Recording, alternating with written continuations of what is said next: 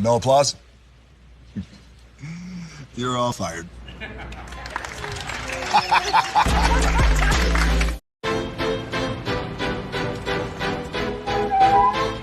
This is for all you multi-talented, multitasking, multi-everything people out there.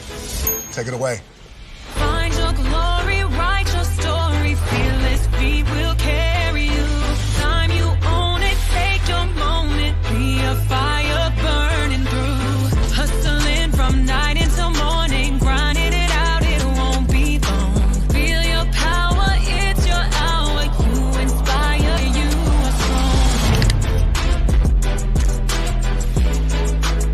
strong. Enjoy your Zoa. No applause? You're all fired.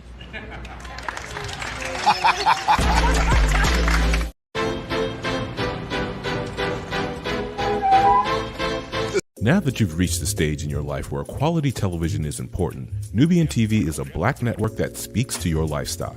Nubian TV is the world's first digital network devoted to the upscale and political lifestyles of black people. Nubian TV's programming includes politics, travel, fashion, food, automotive, arts and culture, civil rights, music, and more. Watch now on Amazon Fire TV, Roku, or watch globally at nubiantv.net. Nubian TV, it's what you want to watch. Now that you've reached the stage in your life where quality television is important, Nubian TV is a black network that speaks to your life.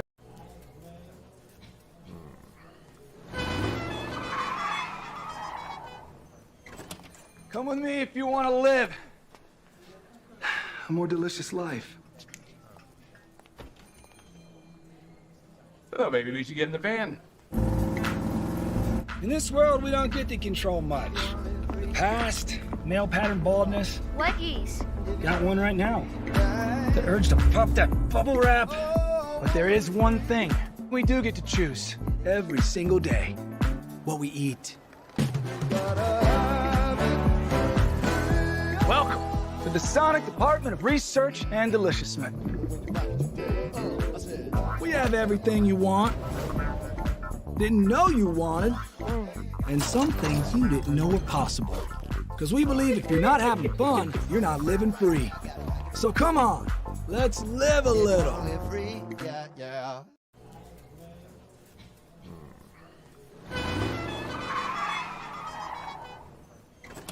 Come with me if you want to live. Hey, good morning, America.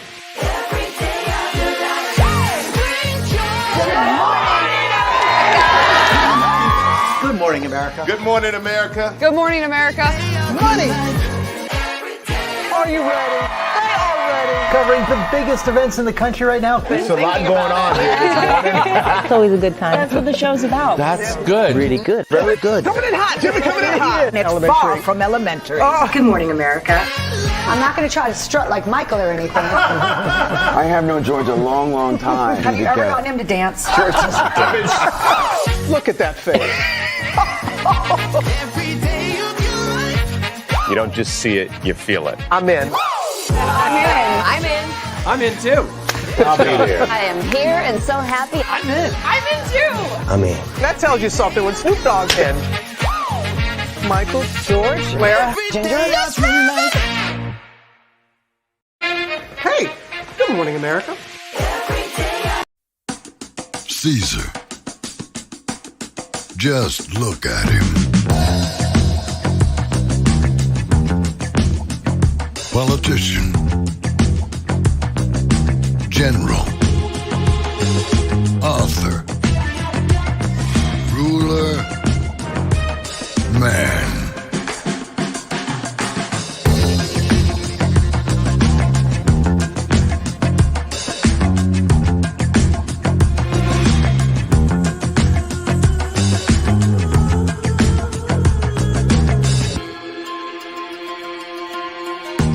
Legend has it, he's not only stared into the belly of the beast, he's had it for dinner. Here he's free to relax, or party, or relax, or party, or relax, and party. His is a world of opulence, excess, and the occasional impulse buy. Not one to rest on his laurels, he's famous for ushering in a new age of entertainment. So, for anyone seeking a place where the sun never sets on a good time, all this awaits. I am Caesar, and I approve this palace.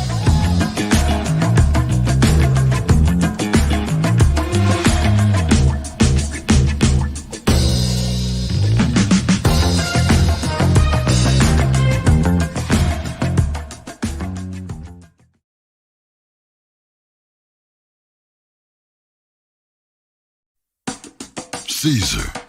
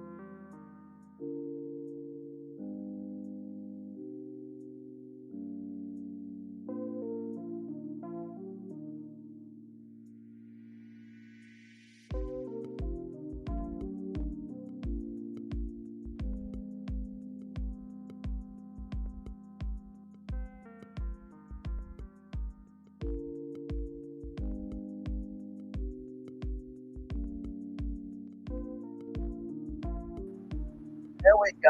I don't know what was going on. Hey, everybody. Welcome in. Mic check. 1 2 1 2 1 1 1 1 2. Mic check. I don't know what was going on. Can y'all hear me? No, that was my phone. Hey, everybody. Welcome in, child. StreamYard was not StreamYard. And y'all were able to see the commercials and everything, though, right? Yes. Okay, awesome. Hello. Okay, awesome. Hello, everybody. Welcome in to a very, very, very special virtual tour live. Y'all know we've been covering this thing from the very first episode. And child, there may be some special guests on today's review with us. Then I tell you, I know people. Anyway, right down. Oh, Jesus, child, we're live on tour. Hang on, let me. Where's my damn headphones? Jesus Christ. Hang on. All right, there we go. Okay, I'm here. So, Gigi, what did you think of this episode, child? Okay, your mic went really low, so I can't really hear you. Okay, hang on. Okay, can you hear me now? Yes, a lot better. Okay. Yeah. Okay, so, child, what you think of this? Woo! What did I think of this episode? Ooh, Do you Lord. want me to tell you now? Well, let me take. Talk about the episodes, because let me tell you, this shit had me, Braylon. This shit had me so pissed off. Well, let me take down the intro here, then we'll roll on. Higher is waiting, low is available, but either way, we are live on tour. There we go. You see the virtual tour background? Yes, you do. You hear the virtual tour music? Yes, you do. And then there is me. Hey, everybody, welcome in. Glad to have you here. Sorry about that. I was on StreamYard and I wasn't seeing because when you're in StreamYard, you're able to see the commercials in real time, and so it was a delay on that. So, but I was able to see the commercials on YouTube, which was good. So this is what we talk about, being a good producer, improvising, knowing what to do, as we do often over here. Child, episode 10 dropped on Friday night, 8/7 Central, only here. Hashtag on keeping it real, child. Listen, I'm about to make me another cup of coffee because, Braylon, you already know I had to get up, make me some coffee. I had to roll up. I had to be prepared for the fuckeries because I was told by a dear friend, friend who likes to look out for me because I think they know that I might, cuss everybody all the way the fuck out, when certain shit happens. So I kind of got a heads up, was like, hey, have you watched it? Oh, you haven't? Well, listen, I just want to let you know you're going to cuss me the fuck out. And I was like, why would I cuss you out? He was like, just watch. And I was like, okay, so let me do this. And I don't think cuss out was the right word. Oh, my Lordy, Lord. So with that today, I'm gonna have to get on camera but I'm about to go, make me another cup of coffee real quick. But they pissed me off today. This last episode, this is the bullshit that y'all want to pull out. Listen here, we gonna get to it when we get to it, and trust and believe. Absolutely. Hang on 1 second. Keep going, Gigi. Hang on. No, it's gonna be a whole thing because the shit that we seen. And the shit that we have been seeing for weeks is just unbelievable. How long have we been saying, especially when it comes to like Aaron and Jody, or even Aaron and Dymond? I was very, shocked with some other shit, but how long have we been saying that they have been playing in our faces? Especially Aaron and Jody. Jody's ass has not wanted this man from the jump. And you wait until the very end as if there is a prize to win if you make it to the end. If not. So we're going to get into it. I'm not going to give too much out. I know that my blood pressure's up. And somebody going to get it today.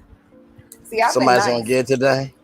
You been nice? I'm an equal opportunist ass slasher. You know what I'm saying? Oh. I will lash your ass real quick, especially when you're doing wrong. Especially if I've been talking good about you and been seeing the good shit, and then you show me some bullshit, oh, I'm finna talk about your ass. I'm finna let you know that you in the wrong, because I'm the type of motherfucker, I'm not gonna tell you what you want to hear. I'm gonna tell you what the fuck you need to hear, and this is what y'all gonna listen to. And you know what? If there better not be no kids on here, everybody make sure your kids are out the room. This is adults only. Okay, this is the adults only. Everybody, this is the day that if you listen here, it's noon where I'm at, but it's 3 o'clock somewhere else. Y'all get your drinks, get your smoke, whatever you need to do to relax. If you want to sit there, sip your tea, your coffee, your wine, your water, whatever liquid you need, you get that. Y'all sit down. You said liquid. You said liquid, huh? Okay, liquid. Whatever you need, cause we Oh, okay. It's gonna flow today. It's finna flow. We finna. Okay. Well, I did say that there may be some special guests today. Because what do we do over here? We give y'all more game than anybody else on YouTube. And anybody else. Yes. Yes. Hello. Can y'all hear me? Yes, we can, good sir. What's going on? What's going on? What's going on, good sir? Glad to have you. I told you never know what's going to happen in a pod. Yes, indeed.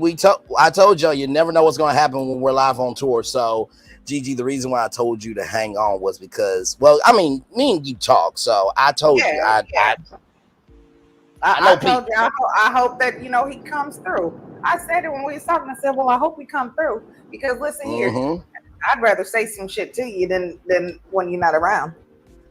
Understood. But we gonna get into it. All right. Well, I'm ready for it. There was a lot to talk about. Listen, we done seen a lot over these weeks, okay? We done seen a whole hell of a lot, and then for it to end like that, listen here. I need some answers. I got some questions, and I hope that you are ready to answer. And I'm gonna try to be respectful. But listen here, if I cuss a little bit, I'm not cussing at you. I'm just cussing just to cuss. Aaron has seen our shows more than enough to know that we go there. Oh, okay. He's back. He's coming back up. Okay, so let me get my coffee. Y'all get ready. Yes, indeed. And y'all know 2 is better than 1, so just wait on it, because we're going to have a full cast today. Yes, indeed. Yes, indeed. So, I love our damn show. I really do. All right, so we're going to kick it off. Episode 10 picks up right from episode 9, where Aaron H asked Dymond the question, will you marry me? Now, both of them were looking fly. They were in a vineyard. And, listen, the energy wasn't the only thing dripping because Dymond was looking gorgeous in that red dress. The curves were curving. Okay, listen, me and Aaron H being the BBW thickologists that we are, we understand. We understand. And Gigi, you being thick yourself, you also understand. So Dymond said yes. It was a princess cut ring. Aaron H is on the road, y'all. So give him some love, grace, and space. But yeah, so princess cut ring. And Dymond said that she found someone. Okay, hang on. He's coming back up, y'all. Let's see here. So Dymond said that she found someone that reciprocates the love that she shows. So, with that being said, Gigi, what did you think of that proposal? I thought it was a very nice proposal.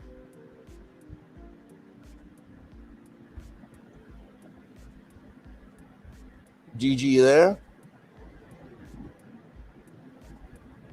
Gigi probably getting back to her mic. Aaron, what did you think of that opening, good sir? I'm sorry, my bad. I was there. I had to get my coffee together, but I'm here. Yeah, go ahead. No, you're good. So Aaron, when you were in the midst of that proposal, what was your mindset that day? Were you nervous at all? I mean, it's always a big risk rather to take a chance on love. Yeah, I was nervous because I didn't know what she was gonna say. I didn't know what I was gonna say. You know, I was trying to prepare my speech in my head. It's not like I wrote something down. I didn't know exactly what I was gonna say, how I was gonna present it. I had everything set up beautifully. Her favorite flowers are the white tulips, and I had everything out there ready to roll. But I just, I was quite nervous. I didn't know exactly what was going to take place, so it wasn't like it came easy to me. And it was a big move that I was making. Right.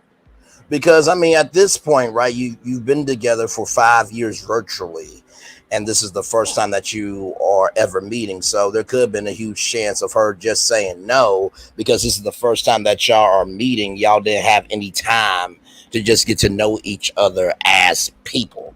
Correct. Without Correct. circumstances. Absolutely. So it could have went there for sure. Gigi, what did you think of that proposal?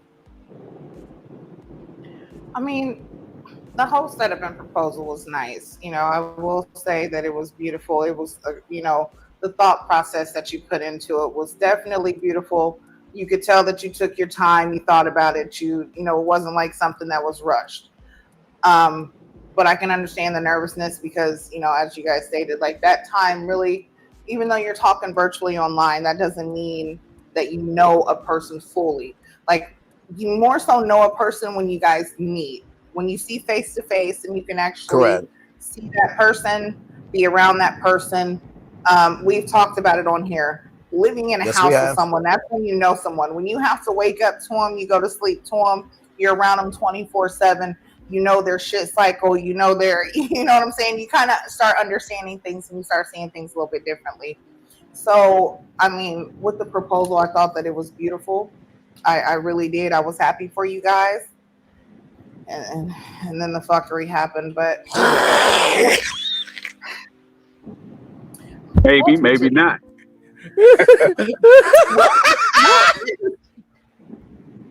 I'm just going to stop with that part, okay? It was beautiful, okay? And then once we move on, we'll get to the rest of it. But yes, the proposal was beautiful. I just want to know, was it real? Because right after, it was like the bullshit happened. And okay, yeah, we're not going to go out of order, but yes. No. You know what? Listen, you two. Y'all might want to go out of order because I got probably about 20 minutes. Okay. And so, you're good. Okay. Well, then that's fine if that's what you want to do. Okay. Well, here, you want to go there. Here we go. Okay. So it was really okay. So you proposed as soon as you guys got back to the house. I just thought that you could see the tension.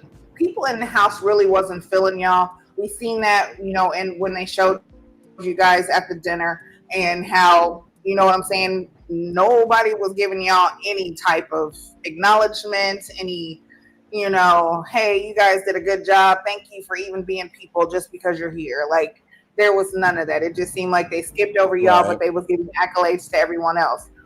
So seeing that the night before, or you know what I'm saying, like knowing that was going on and knowing these people really, wasn't feeling you, like to go in the house. Like, I understand you want to share your joy with people. But those people really wasn't, they wasn't fucking with y'all. And I'm sorry, some joy you just don't share with people that's not really rocking with you. True. Because they don't have your best wishes and they're not wishing you the best. So some of that shit, like, I understand.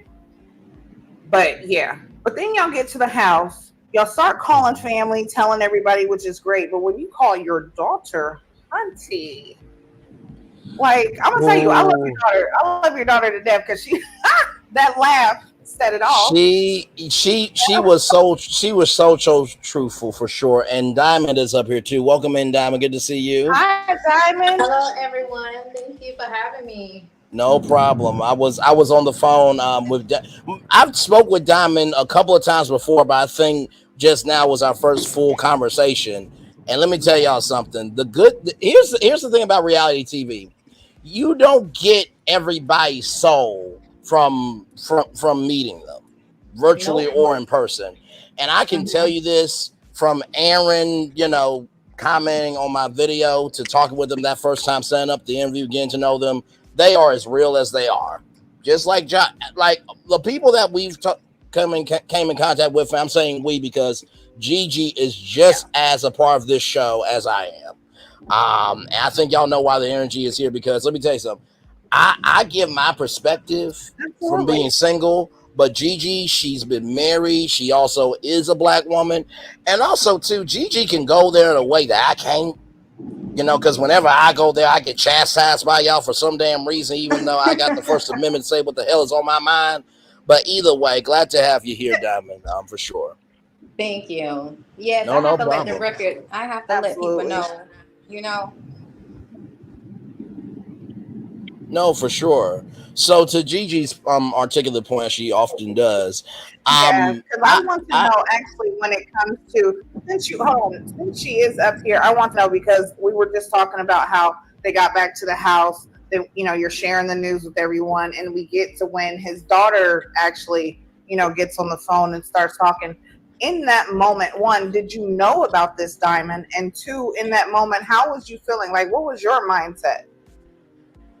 Well, I knew about Monica. That's the reason I said what I said. Oh, you was dealing with Monica and me at the same time and this chick. But no, it was a surprise. However, like I tell people, we still was learning each other. We still was knowing each other. We still learning each other.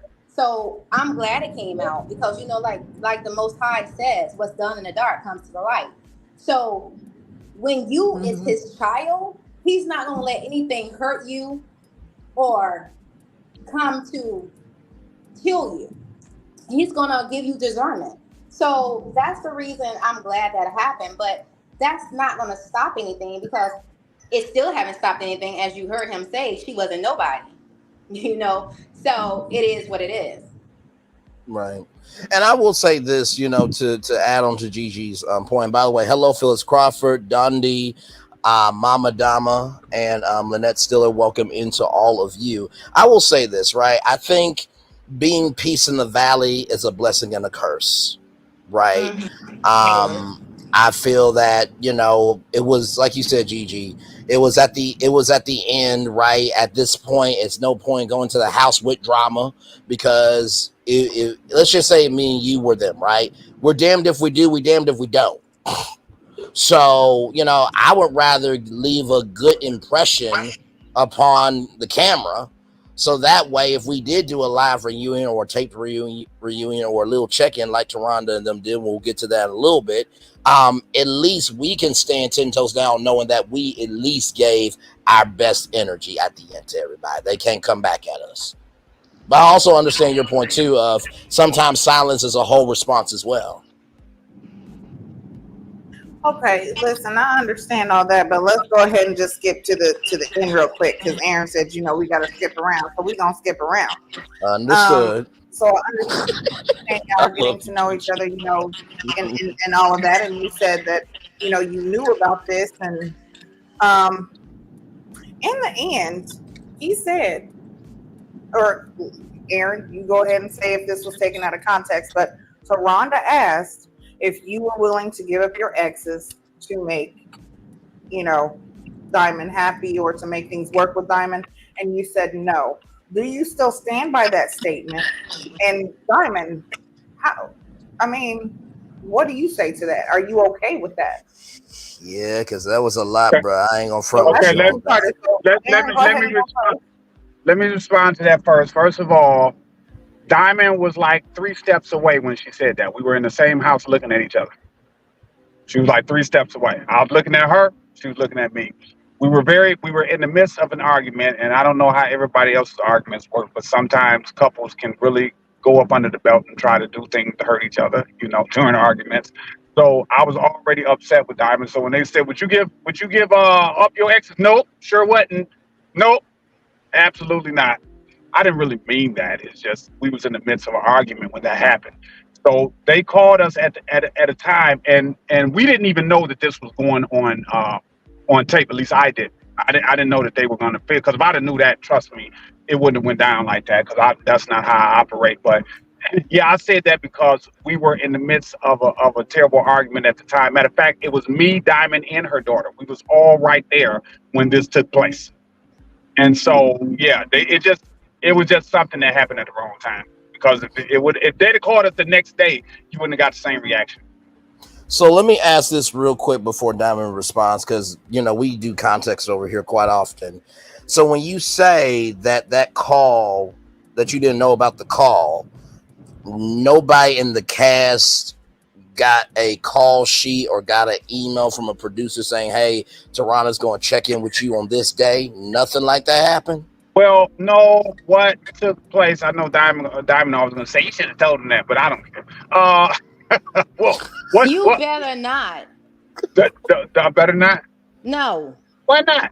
Because that's too much. Come on. Okay. All right. I'm not going to say. Okay. So what? The season is over. What? I mean, what? Listen, this is they did. And I'm gonna tell you. Listen, Braylon and I are actually in the film industry, so we understand production. We are. A lot that comes to it. Yes, we do. Okay. Well, since y'all in the film, well, all you gotta say it was camera magic. That's all you have to say.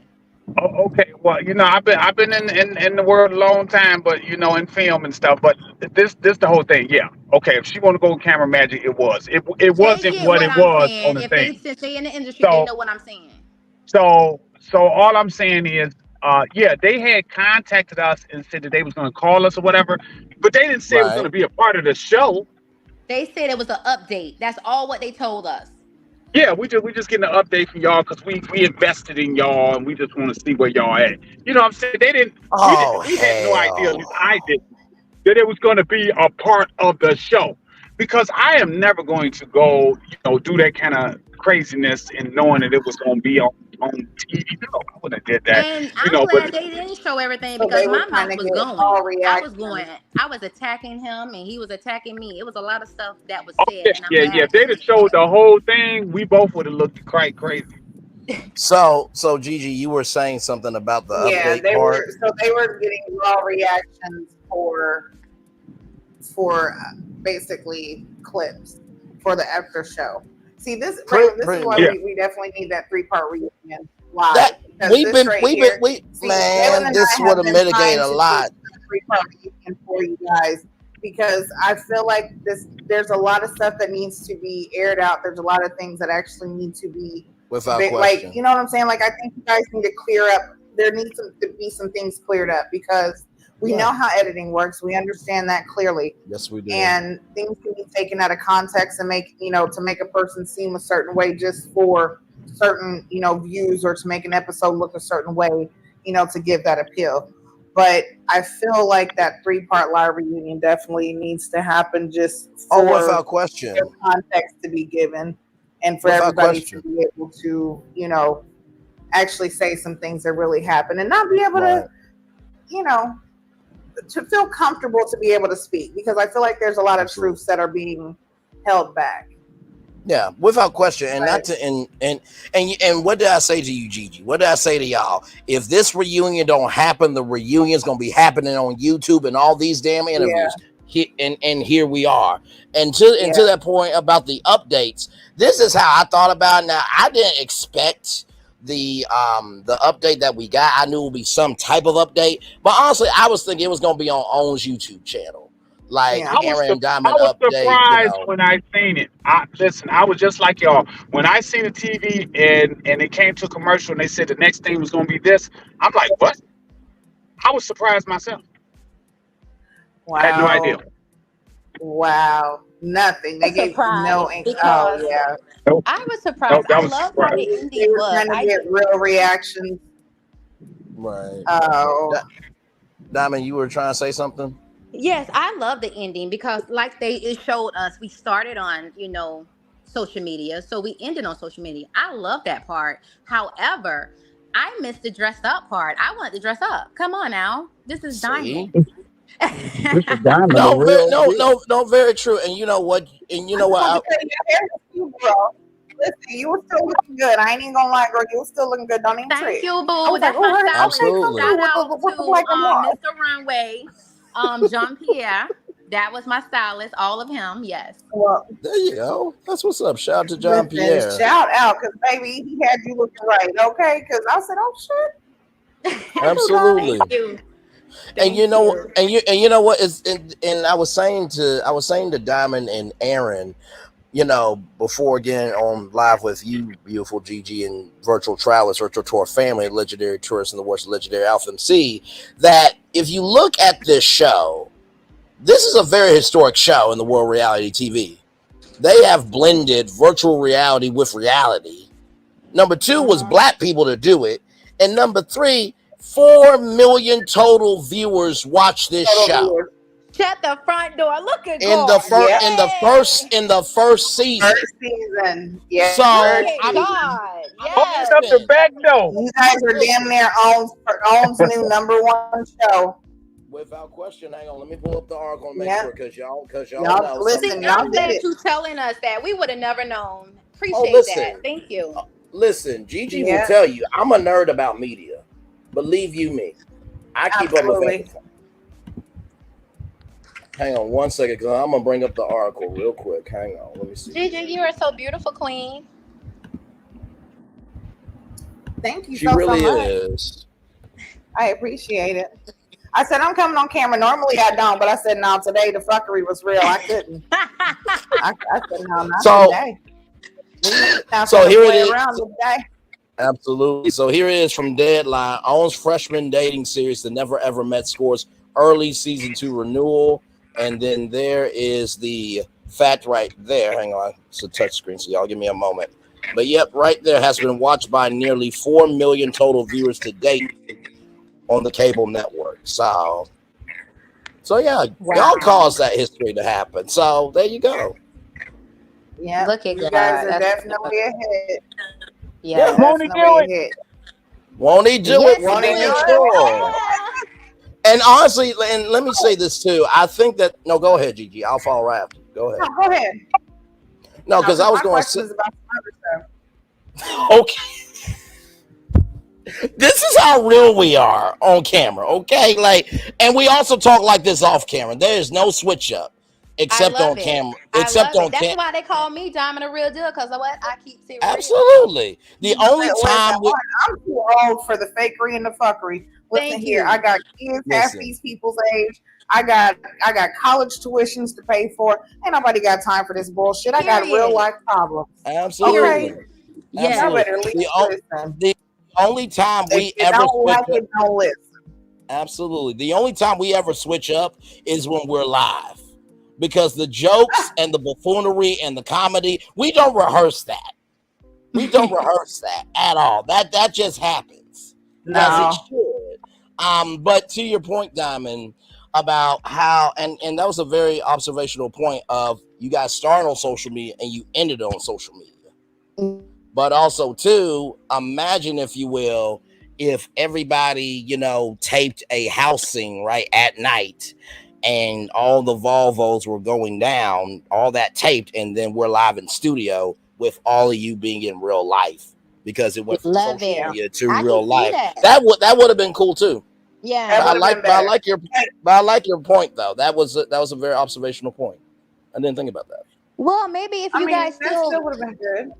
Yeah, if you guys say we need one, just put it out there. Let's do it. We have been saying it for, I think, how many episodes? Since damn near the first episode, we have been putting it out there. And listen, we want to host it because I don't think anybody's gonna keep it as real as us. And there's some damn shit straight.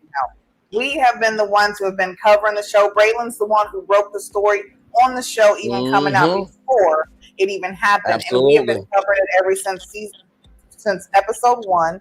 Yep. Like, come on now. We are honestly one of the only ones that's covering the show. There's a couple of them that's covering it too, but listen, can't nobody do it like us. Not at all. Okay.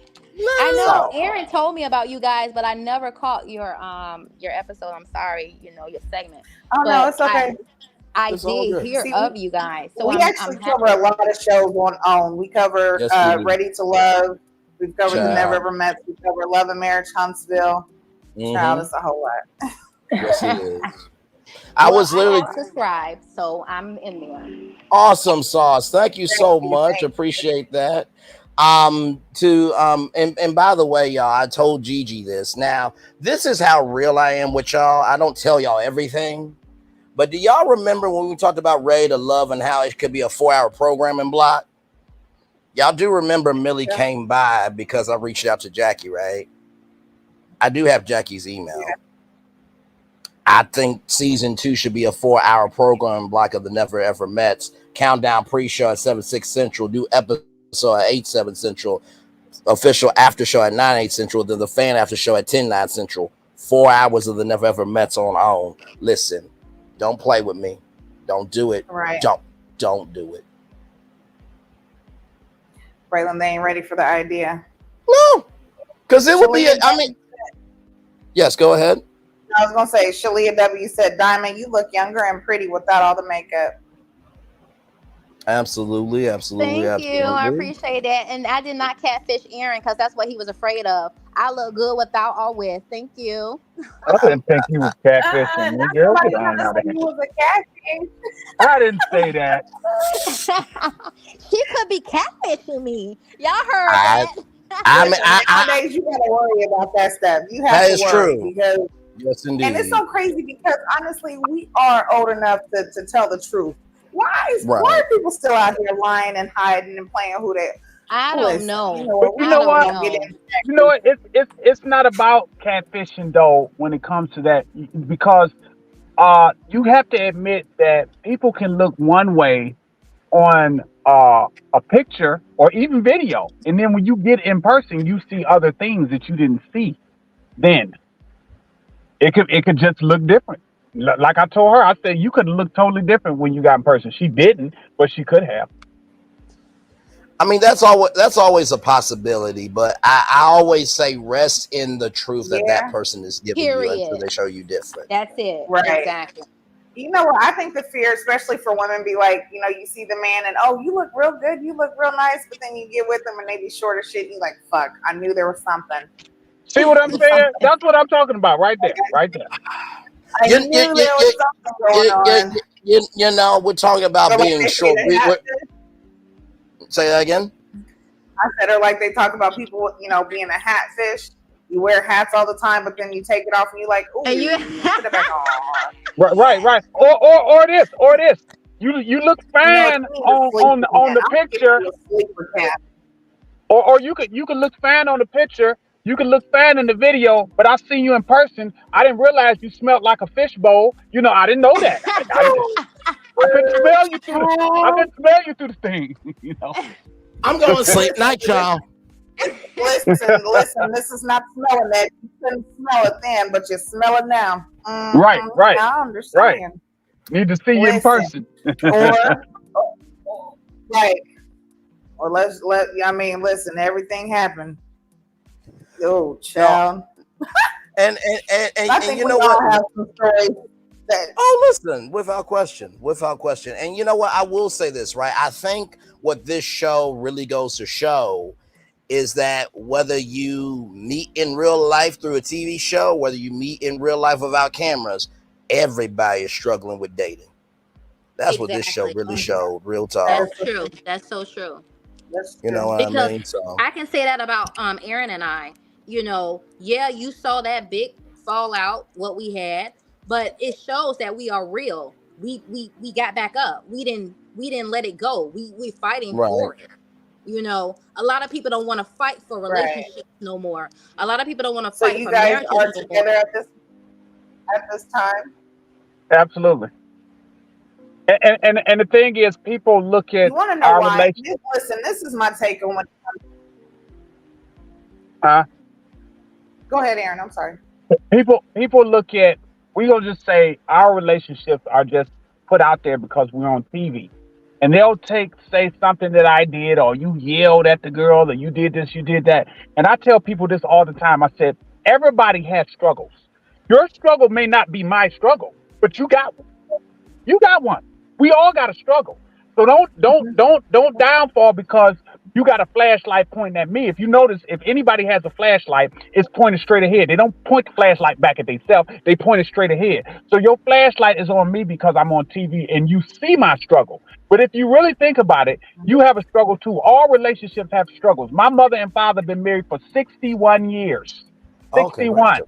So I have a blueprint to a relationship. I got a blueprint, but they still got struggles. Right. Exactly. And that's another thing what I pointed out with Aaron and I. Aaron saw that. I saw that. If my father would have still been living, on June 15th of this year, they would have been married 65 years. 65 years. My grandparents, before my grandfather passed away, he was married 65 years. So you got to think about that. I'm looking at this. I'm looking at stability of love, of whatever they went through. Because I know they went through a lot. But you have to take that initiative and be that person to say, okay, I want this. I'm going to fight for her. I'm going to fight for him. And one thing I have learned through all of this, keep people out your business. So yeah, I learned my big lesson, because you never let the left hand know what the right hand is doing. So period. Well, absolutely. I know that I will never put people in my business ever in life again. That has really taught me. You know, I know she's not my sister. She's was a friend over 20 years. And I am really hurt by it still. But, you know, it's just a lot that went down after the show. And I never can imagine. I never thought things would have been said, you know, and I was confiding in her. But, you know, it is what it is. Right. But I will say this, the experience, I'm glad I did it. I'm glad I met my Boaz. I'm glad Aaron and I are, you know, making it do what it do, because he has my back and I have his, and he has shown me that. Without question. I just kind of want to give the definition of that, because I was on the Reddit. Somebody asked, what's a Boaz? I'm like, it's a term from the Bible. Now, all of us have learned Christianity in different ways. Some of us, you know, had a Joel Osteen. All of us had a Medea. Okay, so listen, it is what it is, you know. So, but I wouldn't use Boaz. Dymond would be my Rebecca. Okay, now if you know anything about the Bible, you would know who Rebecca is, because he had to wait 7 years and work hard to get Rebecca. She didn't come easy. She didn't come easy. But as Dymond talking about keeping people out your business, and Dymond know I say this all the time. When you tell people something and they say, I'm not going to tell nobody, what they really should say is, I'm not going to tell anybody that I think knows you. Because they still tell somebody. Message received. They still tell somebody. And then when they tell somebody, the world is smaller than you think it is. And then somebody knows and end up finding you. And then what you said becomes a weapon. They use that very thing against you. That's the reason why I don't tell nobody. My mother told me one thing, I will never forget it. She said, if you can't hold it, what makes you think somebody else can? Right. Very simple. And see, when it let the church comes to that, listen, I've been saying that, and I tell you, don't tell people your business, because one thing is while you're going and running off and telling them your business and telling them, especially when you're in a relationship, when you're in a relationship and you running off and you telling them how much this person done hurt you, they done did this, you can't stand them, that person's holding on to that. While you and that person that you in a relationship with, y'all done connected, y'all done got back together, y'all done worked through the shit, y'all fine. But the people that you done ran and told that you don't like them, they don't like this person. You don't understand why they didn't like them. Why? Right. Well, it's because you kept going back and telling them the negative stuff, and that's all they know. While y'all sitting back still playing footsie.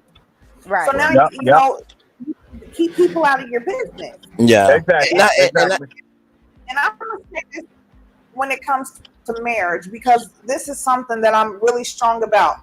People don't understand what marriage is. See, marriage, people think that marriage is when you get married, when you say I do. No, that's just the ceremony. That's just a celebration. The marriage starts before. Yep. The marriage starts with the connection. The marriage starts with the communication. The marriage starts with, you know, when y'all are getting to know each other, when y'all become one, and before you even decide that y'all are going to have that celebration. That's the marriage. The marriage is afterwards. The marriage is the work through. You know, yeah, you say vows, but y'all done already knew that before those vows, y'all were going to do this, because guess what? One of y'all done already got sick before, and the other one was there, whether it was a cold and some sniffles. So I know you'll take care of me when I'm sick. Right. You know what I'm saying? Shit's getting hard at work. Oh, it's okay. You know what I'm saying? Like, marriage is not the ceremony and when in the paper. Marriage is the whole process. Right. Just like intimacy is not just sex. Intimacy happens before. Intimacy is a touch. Intimacy Exactly. is a sound.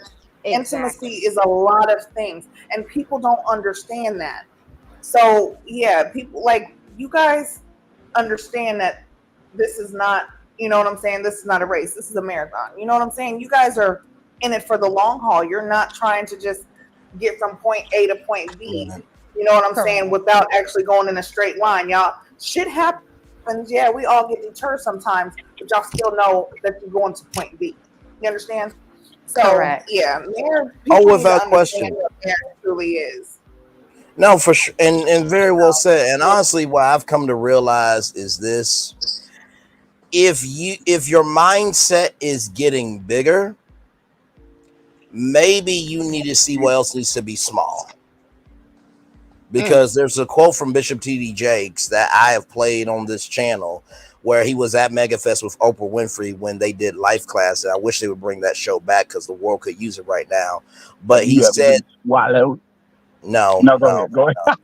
I mean, I know you and me do that well because we BBW brothers in Christ, but that's neither here nor there. But the point is, listen. He said that you might be at a 10-gallon level, but people can only take you in pint-sized capacities. I have never forgotten that. And I think that goes to what people can receive and what people can give as well. Sheila W. says here that whole Boaz is a fantasy, fallacy, and slippery slope. I think it's only slippery and fallacy based on who believes it and who receives it. By the way, the definition of Boaz: a key figure who models healthy and biblical masculinity, faithfulness to God. And then there was a question because we were talking about production. Dondi asked, how much did production put into the proposal, the setup, the ring, etc.? That's a good question. Who was that question to? Me? Yes. Yes. They got the flowers and stuff. They I told them how I want to do it because originally I wanted to propose to her in front of everybody, in front of the group, but being that they didn't like us anyway. Well, you know what? Let me stop with the they. One person want to say the whole house. That's not true. So, but being that we had enough of unpopularity, we'll say, I decided that wasn't good because I wanted Dymond to feel the full effect of the proposal, and I didn't want nothing to throw that off. Nothing.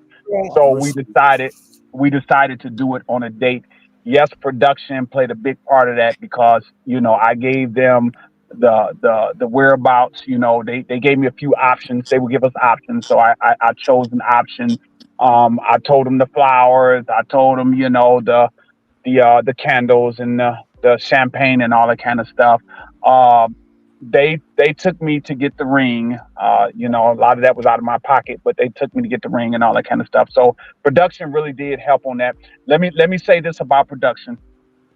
Dymond and Murray, which y'all should know are the pioneers Yes, of indeed. reality show. Jonathan Murray was there all the time. A wonderful, wonderful guy. Wonderful guy. Yes, he was there all the time. All the time. And that man, you could go up to and talk to him about anything, and he would talk to you just as if he was a nobody. I absolutely enjoy production. They were there for us every step of the way. If you needed anything, you could go talk to them. They would help us. Anything that you needed, they was on point. I would say production was on point. Yeah, they was on point. I love them. Well, no, I mean, me and Gigi, we talked about that. The production value of the show was way higher than any other unscripted production on OWN. I heard. No, go ahead, Gigi. I was just gonna say I heard that there were some people in the house that production really didn't too much care for and standoffish with. Oh yeah, I know who they talking about. Was that true, or did you guys see that? Or it was, it was. Wait a minute. This is something I don't know nothing about. You said the production didn't care for? They talked about her before we even got into the house. They talked about her when we was in the hotel. They talked about her. She was rude. Wait a minute, you saying that we didn't care for the production person, not the production didn't care for us? No, it's not us. They No, this was a cast member. Right. Oh no, I don't know nothing about that. This was a cast member. Yeah. Oh, okay. But Dymond, you said okay. I swear to God, look, Dymond is that. I was wondering. I can imagine. I can imagine who it is. Everything comes to me. I never said anything. That's why I said about when they talking about I was in people's business. No, boo, you came to me. It just made it seem like I was the antagonist, but I loved it. Well, the whole thing is I hate it. I absolutely, Brandon. I cannot stand it when people go on Facebook. They put on Facebook or Twitter or whatever you want to say. They put on there. They put their business on there and then say people need to stay out my business. Well, you put me in your business. That's a slippery slope. You put me in your business. So in the house, a lot of things that was said, we wouldn't have known unless they put us in their business. Exactly. That is a fair point. And I mean, it was just like Jody being upset about keep my name out your mouth. Well, you're in the house of all these other people who know you. So who was talking about you. Right. That's what got me. You Kiki and hold on, bro. Like, listen, we haven't even got to Jody yet because I want to cuss that. Listen, I'm trying to be nice and I don't want to call another black woman a bitch, but listen here. You're not finna play in our motherfucking face neck like you didn't know from day one that you didn't want to be with that man. Bitch, there was no prize to be won for you to stay there and play in that man's face neck like you really wanted to talk with him. What was the point of you staying there all the way to the end to say we need to talk? Bitch, y'all should have had that talk way back when. Stop playing. And you know what? To that point, and I put this in my description box that Aaron H called it that they would not be together. And Aaron H, listen. When Gigi was saying that that it was a cast member, I could tell in Dymond's voice, she had that first lady voice of it's true, but she really wanted to say it though. And then this is the first lady's sister, Gigi, who's just gonna be the translator. See, I see the game. Oh yeah. So listen here, alley oop me and I'm a dunk it. It's all right. I got you. It's all right. What you can't say, I will. Trust and believe. Okay, thank you. It's okay. Y'all stay protected. Y'all go ahead. I alley. This is true. But listen, I'm gonna tell you, I'm an equal opportunist. Everybody can get it. I don't discriminate now. Period. That's how I am. Exactly. Right. And we do talk about everybody on this show. We do talk about everybody on this show. I've told listen, like I said, we've been covering this show from the very first episode. Yep. The very first episode. There was from a the time. Very first episode we have been covering this show. There was a time, and Dymond can confirm this. There was a time during the first week that we were there, that production came in and said, "Nobody's gonna watch this show. You guys are boring as hell. Y'all boring as hell." So as they talked about me and Dymond, we brought on the drama, and they needed it. They needed it. Like you gotta have a bad person, even though I don't feel we were bad, but you gotta have somebody. And we was that one. 4 million total viewers. That looks like a lot of people watched. Yeah. Somebody didn't know what they was talking about. Well, that was like the first week because everybody was kind of right. Everybody was kind of sitting around during the first 4 weeks, just doing nothing. And then all of a sudden the drama and stuff started kicking in because a lot you got to realize as a viewer, people had unanswered questions. Everybody wanted to know about the baby and the 3-year-old. Well, who brought that to light? Dymond.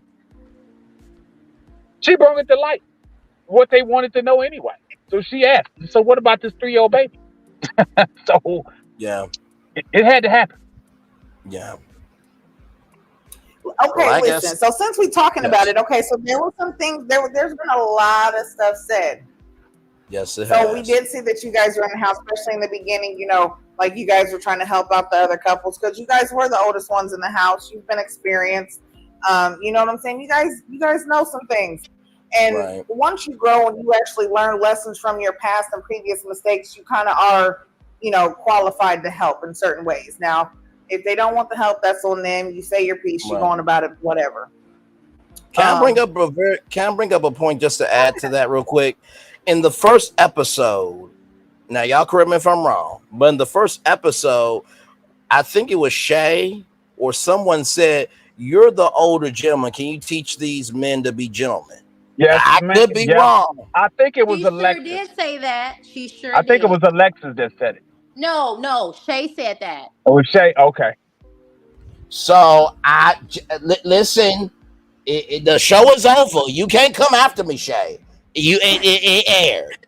It aired. Now I'm not talking about nothing that was on set. Yeah, I want to know how the rift happened. How did that go left? Because it went from where. I don't know if it was because people felt like you guys were just all in everybody's business all the time, or they were in the house together for 3 weeks. But it was just like everybody just started to basically turn against you guys. Well, yeah, I do want to say this, and Dymond has heard me say it multiple times, but I'm gonna say it on this show. I really want you to think about the show, and let's start. I didn't care for Jody. Everybody knew that. So I had a problem with the way Jody treated Aaron. Then I had a problem with the way Jody was in Chris's face. It's still Jody. Then I said I tried to help Brandon and Sienna and just by sitting down and talking. Now after that, who else business was I in? I would have to say that's a fair point. I was in nobody else's business. But they said I was in everybody's business. Who the hell is Aaron everybody? even sat in the confession. Baby Aaron gonna talk about we was all in somebody's business. No, we wasn't. I wasn't in your business because I didn't care about you and Jody. I didn't say anything about you. I didn't say anything about maybe Millie. they felt like you guys was in everybody's business. No. But maybe they felt like because Jody kind of was connected with a lot of people because the way she was on Chris, that actually affected Chris and Sandia. So maybe that was like, oh, you and Chris and Sandia's business. Or when you talk to Chris and Sandia, Dymond, that could have been what it is. And I'm going to say something about that because, hold on, it was so crazy how it was you and Millie. Hold on, I have to call. Right. I'm glad you brought that up because I'm ready. Yeah. But it was you and Millie talking and y'all was supposed to be, I'll say this, I'm a da-da-da-da-da. But then when it came to talking to Sandia, she was nowhere to be found. It was you by yourself.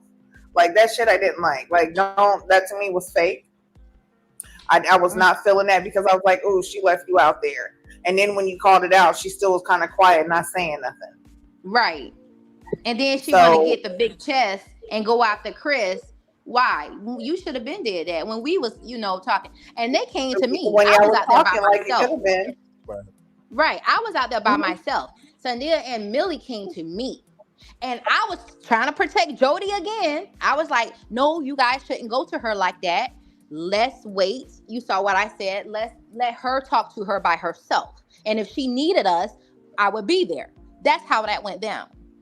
But of course, I am the antagonist. So, hey, put it all on me. Hey.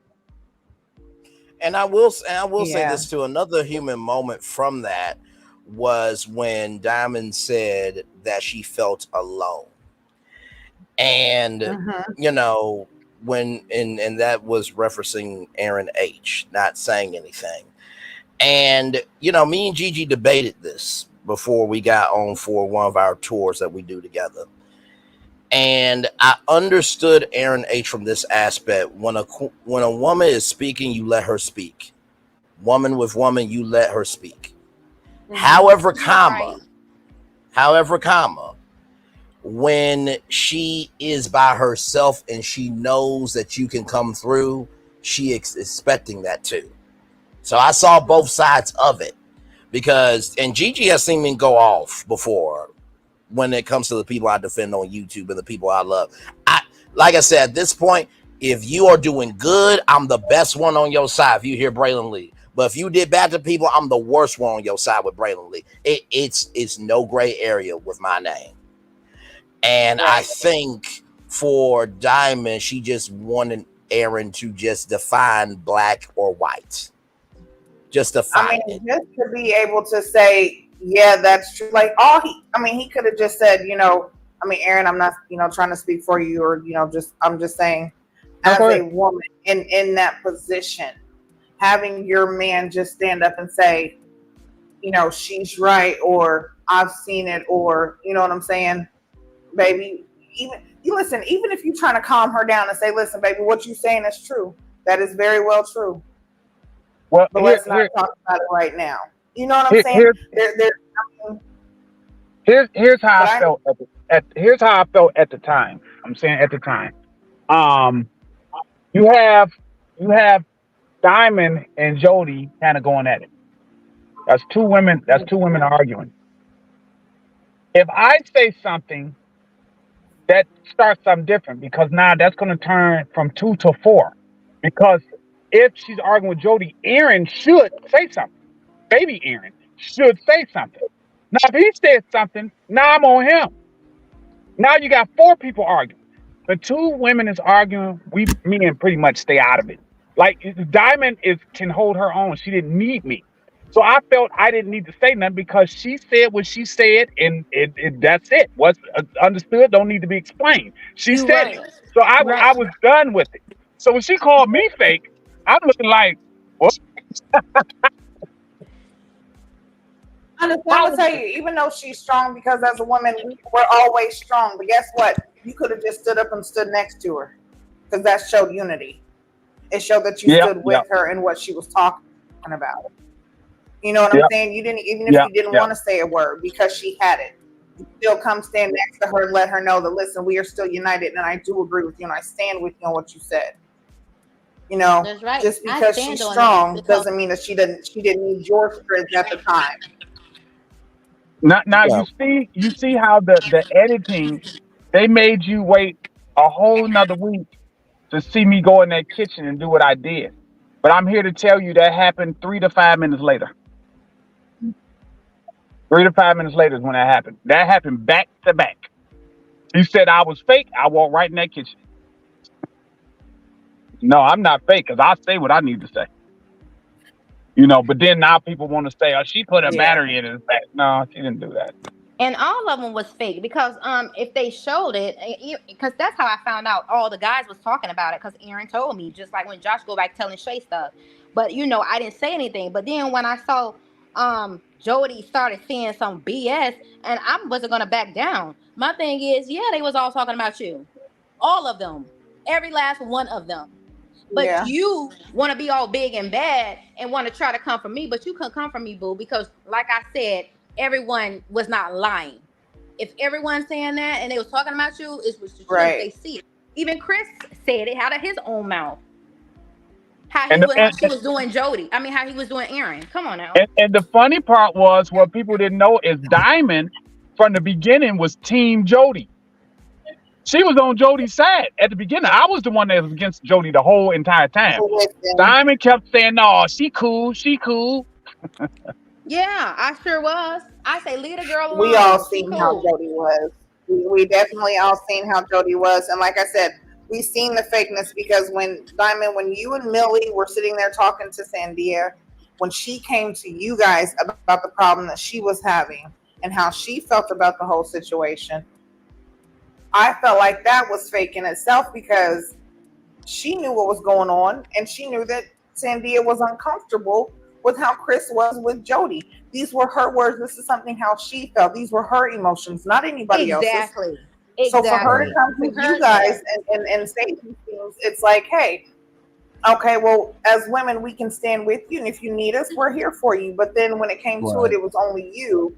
And it did kind of create the narrative that it was you that's all up in the business. It's you who's, creating the issue and the problem. And it's you who's doing this, that, and, just like when it came to the whole Josh and Shay situation with Alexa, which, we'll get to that as well. But yeah, it seemed like there was a lot of tension and issues just because I feel like certain situations, like, oh no, if you see something, say something. Like that's the type of person I am. Like, That's it. especially if I'm in the house with you, you know what I'm saying? And I'm calling myself where I'm trying to get to know you. Okay, well listen, I'm about to give you my authentic self. And my authentic self has no fucking filter. I'm gonna tell you that off top, okay? If you deal with it, you deal with it. If you don't, you don't. That's fine. But the fact of the matter is, coming in straight and saying, listen here, I'm gonna tell you what these eyes are seeing, and there's other eyes are seeing it too. And this is what it is. I don't understand how it comes. I can see how people can say that you're a shit starter, but no. If I'm seeing it and it's being done, just like the whole Jody situation from the beginning, we seen she didn't like Aaron. We called it. Oh, absolutely. There's video. I mean, that's why we go live. We have talked about this several times. That woman did not like that man from the jump. Without question. If I be in the house and see it and say something, how is that a bad thing? You're trying to look out for this young man. Because it looked like he was trying, but I don't know what was going on with his eyes and how he was just oblivious. No, absolutely. And to that point, like, here's the thing, right? If you want to win an argument, make the space, how can I put it? Make the space hospitable and tolerable and acceptable for you to win the argument. What I mean by that is this. Don't say, I have never said anything bad about this person. This person is my favorite person in the house. I want you to kiss the person you don't get along with. Sandia. Like, there's just certain things that you should not do that won't cause an argument. Like, what the hell? Like, I've never seen a woman so sad doing doggy style on national television before. I've never seen it. It disgusted me. No, it really did, because I'm just like, listen, if me and the Zinga Amani was on that show, listen, I'm gonna need all y'all to just move over there, because I'm gonna need all this space to show y'all what I can do. Now, of course, I have to keep my clothes on because we're trying to, get to the season 2 renewal. But I would have had more energy, and the Zinga would have had more energy.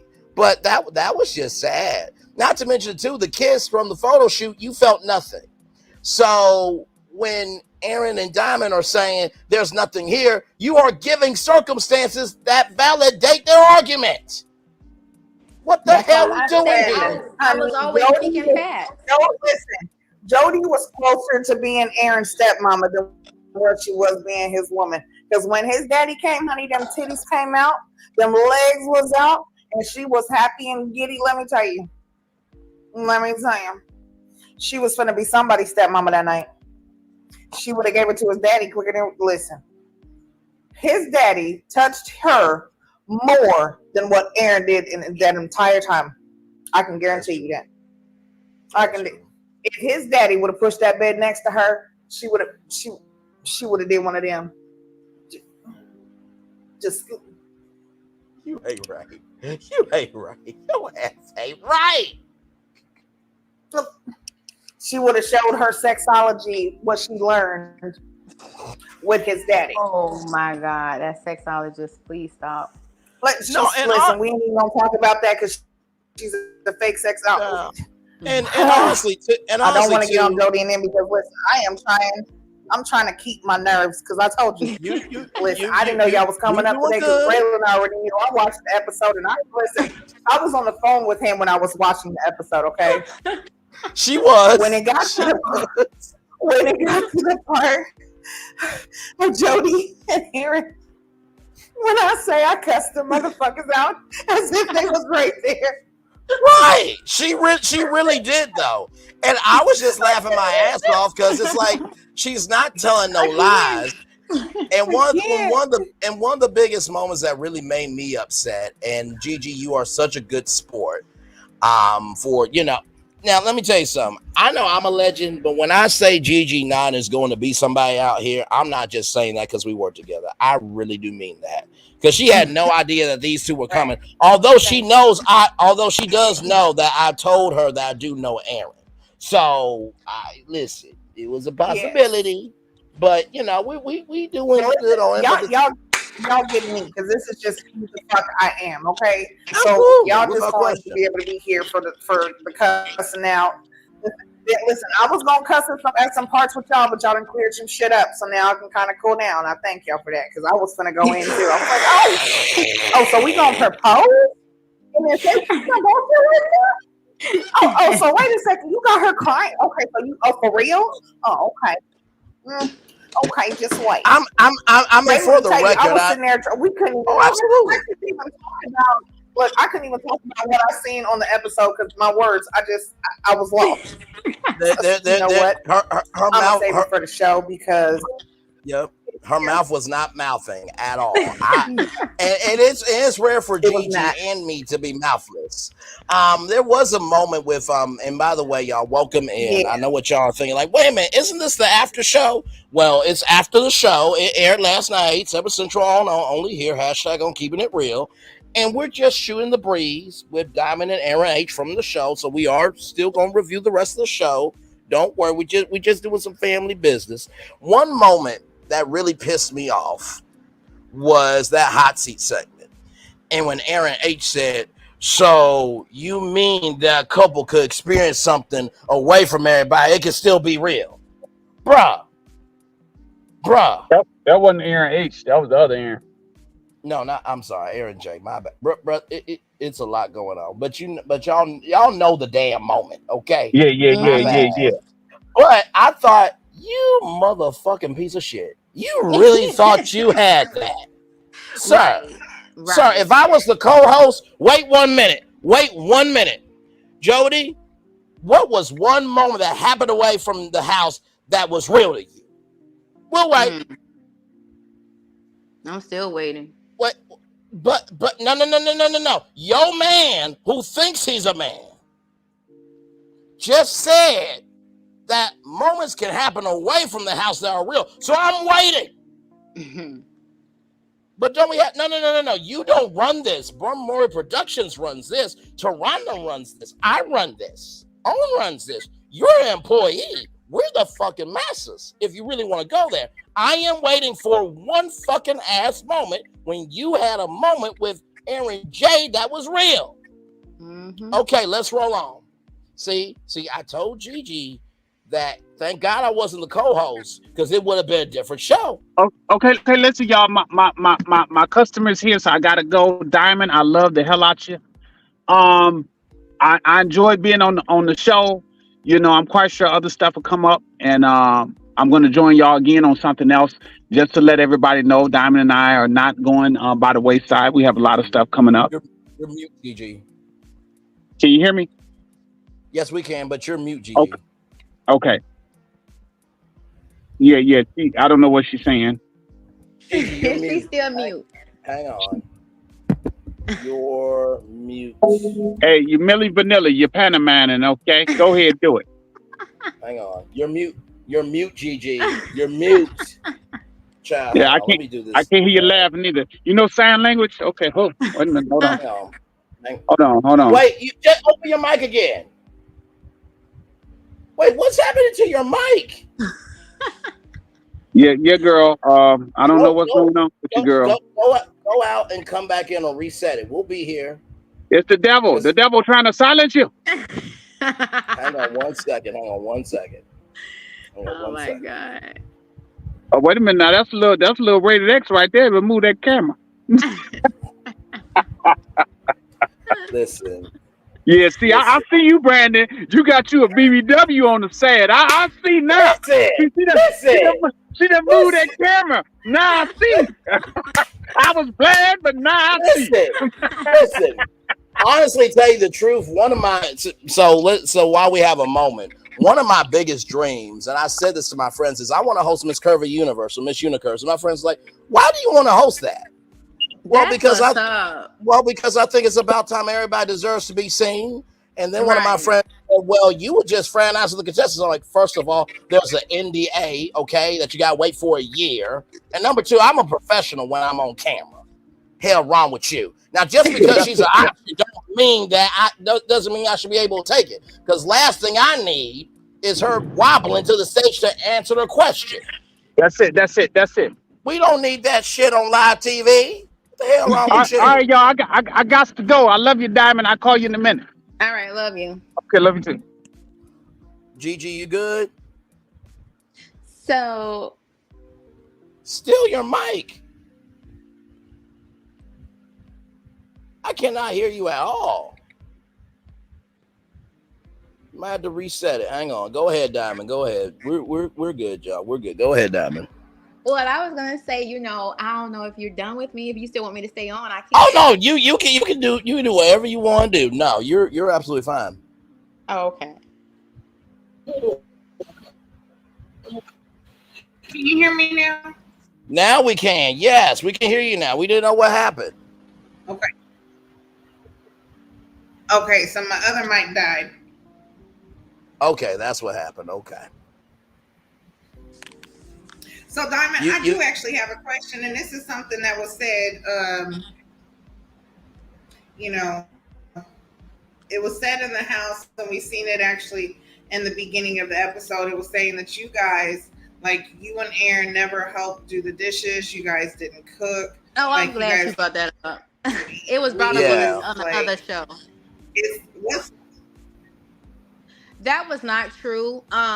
We was always the first ones up and in the kitchen. They always, drink and did whatever, and they slept in.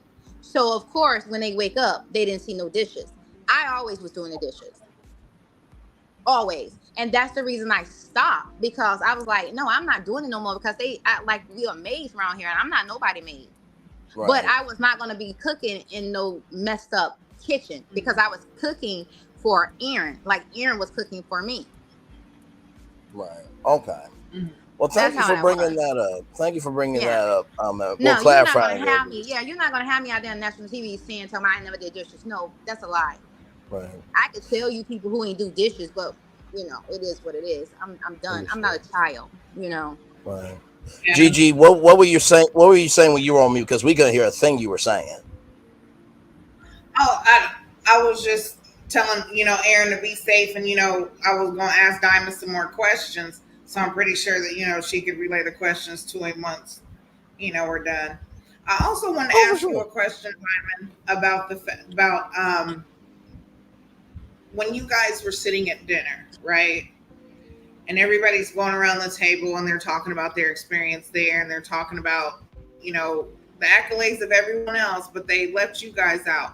Like, yeah, that how was did y'all a feel little in that much. moment? Like, that was a bit much.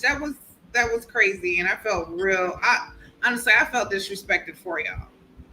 Yeah. It just, it just showed. That's the reason I have always been taught to keep your mouth shut, keep your mouth off people, because like they say, scripture say, "Vengeance is mine," said the Lord. So my vengeance came when everybody saw that. They saw how petty they was. They saw how immature they was. So that's all I'm gonna say about that. Me and Aaron, we were, older than them, but my thing is, it's a mental. If you're not mature in your mind, then you're just you just nothing. I hate to say it. When I hung around people older than me, because I didn't never hang around anyone my age, I picked up nuggets, wisdom. I took heed to that, and that's what we was trying to, give them that experience, give them that nuggets, those wisdom. But they didn't want to take heed to that. Some of them did, like Brandon and Sienna. Yeah, Sienna. And some, Chris listened. He maybe take heed, but he listened. Like he told me, he wasn't gonna argue with me. And like I told him, I was just speaking facts. But you will know who you want to listen to. And I'm a type of person, I'm gonna tell you the wisdom, I'm gonna give you the nuggets. That's you if you want to take it. That's just like when I told Shay. I told her, as a woman, investigate. Don't say nothing. Just sit back. Watch. Right. See, when a real woman can talk to a real woman, she'll understood that. But see, when you're talking to a little girl, you're not going to understand. Right. And that's how I am. I'm a type of person. I'm going to tell you this information. You do what you do with it. Hey, that's it. I'm not going to come behind you and say, hey, did you do it? No, I'm not. Right. Now, one thing about that situation, I did go to, I was supposed to go to Shay, but I didn't go to Shay first. I went to him first. I went to Josh because I felt like you are a man. You in this situation, you put yourself in this situation. You should be man enough to go to her and let her know this is coming. Period. And he did not do that. That's the reason when I came to her and I said, hey, did Josh tell you what happened? She was like, no. I say, oh, okay. So, well, let me tell you then.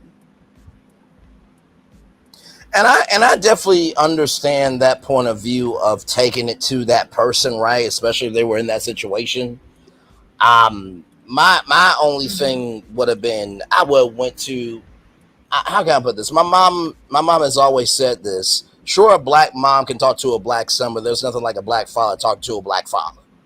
Right. So I would have went to the female if I was you, just because it would have at least been a proxy where if it was going to get messy, you know, at least you've covered yourself. But also, too, I understand taking it to that person. Because if Shay didn't know about the situation, then how can she say anything when Josh was in the situation? So I see both sides of it. You know. Yeah. Yeah. You know, I'm a type of person, right? And it's like, you know. Go ahead. No, I was just gonna say, I always been taught right is right, wrong is wrong. And when you right, you right. When you wrong, you wrong. And with that, even though she's talking about, oh, she know Josh longer than us, you didn't even know Josh. I hate to say it. You didn't even know him. Math ain't mathing. Put it like that. And then if you did claim you know him, and as you saw last night, she said he was a whore, you knew he did what he did.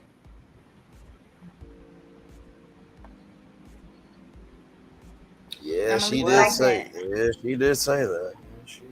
She listen. She said them words. Them words were said. They said it. It didn't. Listen. But you know what it is? Like I said, sometimes it's not even the message. It's just the messenger. You know what I'm saying? Sometimes. And she didn't want to feel embarrassed. I get that. I wouldn't want to feel embarrassed either. Right. Hell, no woman does. You know. Listen, and we talked to Josh about that too, because like I said, one, I don't care if there was a conversation about anything happening, anything sexual, and it was shut down, and then my person goes to sleep and I get up and go out in the hallway with the person that was just talking about sex, and we kind of like, I mean, it seemed kind of like a sneak off. Like, no, that's not working for me. Because why the fuck are you getting up out the bed while I'm sleeping? You could have did laundry and all that shit while I was up. You know what I'm saying? Right. So there was a lot of, and I said this to him. So it's not like, you know, these aren't things, because, you know, he has been on the show as well. Absolutely. And it's like some things just don't add up. Right. But still, you as a woman to say, hey, I have this information, and instead of sitting on it, I'm actually going to tell you, do what you will with it. Right. You know what I'm saying? I feel like that was good, because not a lot of people will find out shit or know some stuff and will hold it and let you get hurt and be having you out here looking crazy as hell. And exactly, and that's what happened with me. You're right. And won't tell you a damn thing, but will sit there and say, "Yep, oh, we cool. You my family," and even try to call you sis and all that. That's why I don't listen. Not everybody's a friend. I got associates. I don't have friends like that. Like, and that's how it takes a real person to be a friend. Yeah, absolutely. That's how I was brought up. I always say, "Oh, she my associate. Oh, he's my associate." I never say friend, and that's what I was telling Aaron. Yeah, I told Aaron, I'm good. Like that was respectful. Now, I will say that when they went to the boom boom room, you should have just left them alone. Don't even follow them. Let them handle that and do their own shit, because they were going to handle that how they were going to handle it. And that just kind of, you know, I felt like that was another way to make it seem like you were all in the business, because you followed them into there and you was talking about it. And since you're the one who brought the message, you know, it's going to be a whole thing, because it was, I mean, and also it was said that there was an issue beforehand. Can't I ask you about that? What was the issue between you and Shay before, I guess, the call with Alexis? Because that was also said too, is that there was a problem earlier between you two? It wasn't no issue at all. What happened was all of the guys was talking about how they was trying to look up people because a list had came out that wasn't supposed to come out with production. And of the cast? Yeah, everybody was trying to see how a person looked, so they wanted to see who was going to be in the house together. So they was talking, and Brandon had said, "Yeah, I did it too," and then everybody said, "Yeah, I did it too." Now this is all the guys. So Josh, his little punk butt, go back and tell Shay stuff, and Shay gonna come at me and Aaron talking about why y'all looking people up, this and this and this. So Aaron let her know, no, it wasn't like that, blah blah blah. They squashed it. So then it was brought up again at the table. They didn't show that. Shay went after Aaron, talking about, so Dymond, Aaron, what give y'all the right to look up people? I looked at her like, we just squashed it. So I said that's Aaron, because I ain't got time for this drama, because that's all what she was about. You wanted to play like you was all. They wanted to show her like she didn't do anything, but she did some stuff too. Right. But anywho, he told her again. No, everybody looked everybody up. Everybody. Nobody didn't get offense until only she did. And she kept going about it, kept talking about it. But then something happened on social media recently. Somebody did a background check on her and put her business out there. I say, well, maybe that's why she didn't want her business out there. Maybe that's why she went crazy about people looking her up. Child. And not to mention, and it seems like, even now after the show, there's still a beef between you guys, because there's a lot said on Reddit, guys. Yeah. I said what I had to say, and I haven't said nothing in I think going on 2 weeks now. I'm good. I don't have no beef with anyone. I don't have no animosity towards no one.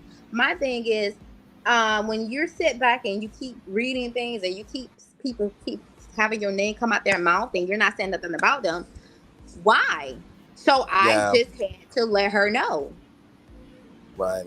You do get fed up after a while, because people do try you. You know what I mean? Just because I'm nice don't mean I don't have a limit. You know what I mean? Thank you. And just because I'm with God, don't keep trying me. Because he turned over the tables. Shoot. Right. Listen, I let him know. Listen, he ain't through with me yet, for real. Okay. Listen. Right. You lucky though that I'm not the person that I was, because he has. That's what I said. I tell everybody, y'all better be lucky God changed me. Y'all should thank him, because like on that show, on what y'all watched with Jody, I would have had her up to the wall, and that's real. If I would have been an old person. And with Jody too. No, go ahead. She needed to leave. Right? Nah, she just needed to leave because she was. Yeah, hold on. Yeah. No, you're good. And to that point, because in the episode, y'all, in case y'all missed it, they were all at the table, and Aaron J gave a Scorpio constellation necklace. I thought was a thoughtful gesture. I mean, hey, listen.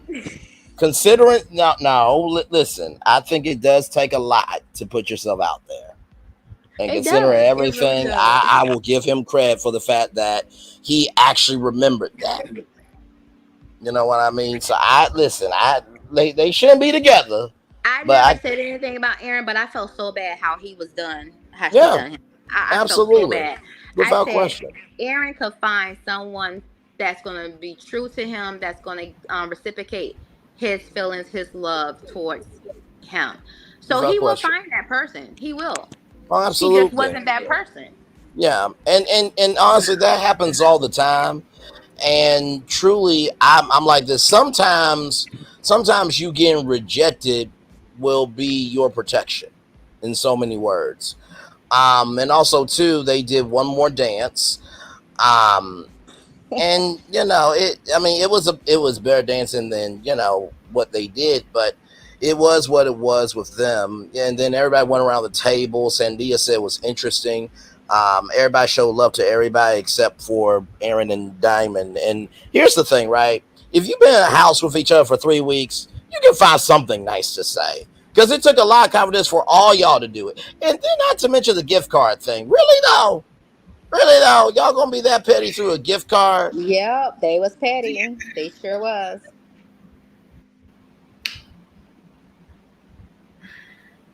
Do you see the faces? Because like, your faces want to say something though. It says a whole lot. Number one, okay, let me tell you this right here. First off, let's go ahead and start with Jody. I'm gonna go ahead and get this ass whooping now because I'm just so sick of it. I can't hold it in no more. But you know what? You've been very gracious though, because it's been an hour and 34 minutes. So you've been good. You've been good. This motherfucking slow, sweet sexologist, salsa dancing ass motherfucking spear on a stick asshole. This motherfucking stringing along. I'm so sad. I'm sorry. I'm hurt. My trauma just can't let me touch you, but I'll fuck your daddy if you gave me the chance. This motherfucking Chris is my best friend, even though he's with Sandia, and I go ahead and lick them both up just because I don't like you. This motherfucking, listen here, this motherfucking two-stepping, me jerking, just motherfucking this jolly hoe. Listen, I cannot stand the fact that it took so motherfucking long. You cannot motherfucking tell me that from day one, when you motherfucking tried to step with him and he didn't even know how to do a circle, that you did not feel nothing. You wanted to sit there and tell me that you could play that whole motherfucking time like it was a prize. You act like this was Treasure Island and your motherfucking ass was going to win it back, but you didn't. And you tell me that you had to wait till the very fucking end to say that y'all needed to have a talk. Y'all needed to have a talk way before even the photo shoot. Y'all should have had a talk when when he couldn't have used a corkscrew. You should have had a talk then. You should have had a talk before Dr. Allie, before Dr. Ucha, before Dr. Any. Listen, she needed everybody. She needed them. Not Dr. Ucha, though. Dr. Ucha needed you, okay? But you couldn't even have helped her. Now listen, you're not going to tell me that you couldn't and didn't realize that you didn't want this man. You looked at him. This man couldn't even touch you. You treated him like he was a motherfucking toddler the entire time. You motherfucker would have got freaky with the stairwell before you would have got freaky with him. There was more chemistry in the motherfucking balloons on Gregg's birthday than there was. You listen here.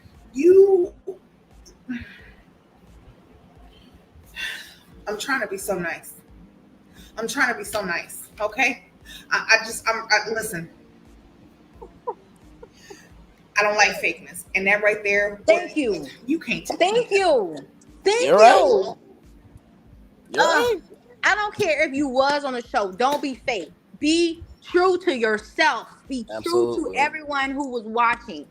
This man liked you. Like Aaron actually was trying. You can see that he was trying to do stuff. Like he was trying to facilitate a relationship with you, and you were standoffish the whole time. You knew you did not want this man from the beginning. Why would you stay to the very end? Why? Because you want to stay in the house of Chris? This is why they were saying that there was some shit between y'all. Because I'm gonna tell you right now, I bet you subscribe to Chris. She just wanted, like she tried me. She just wanted camera time.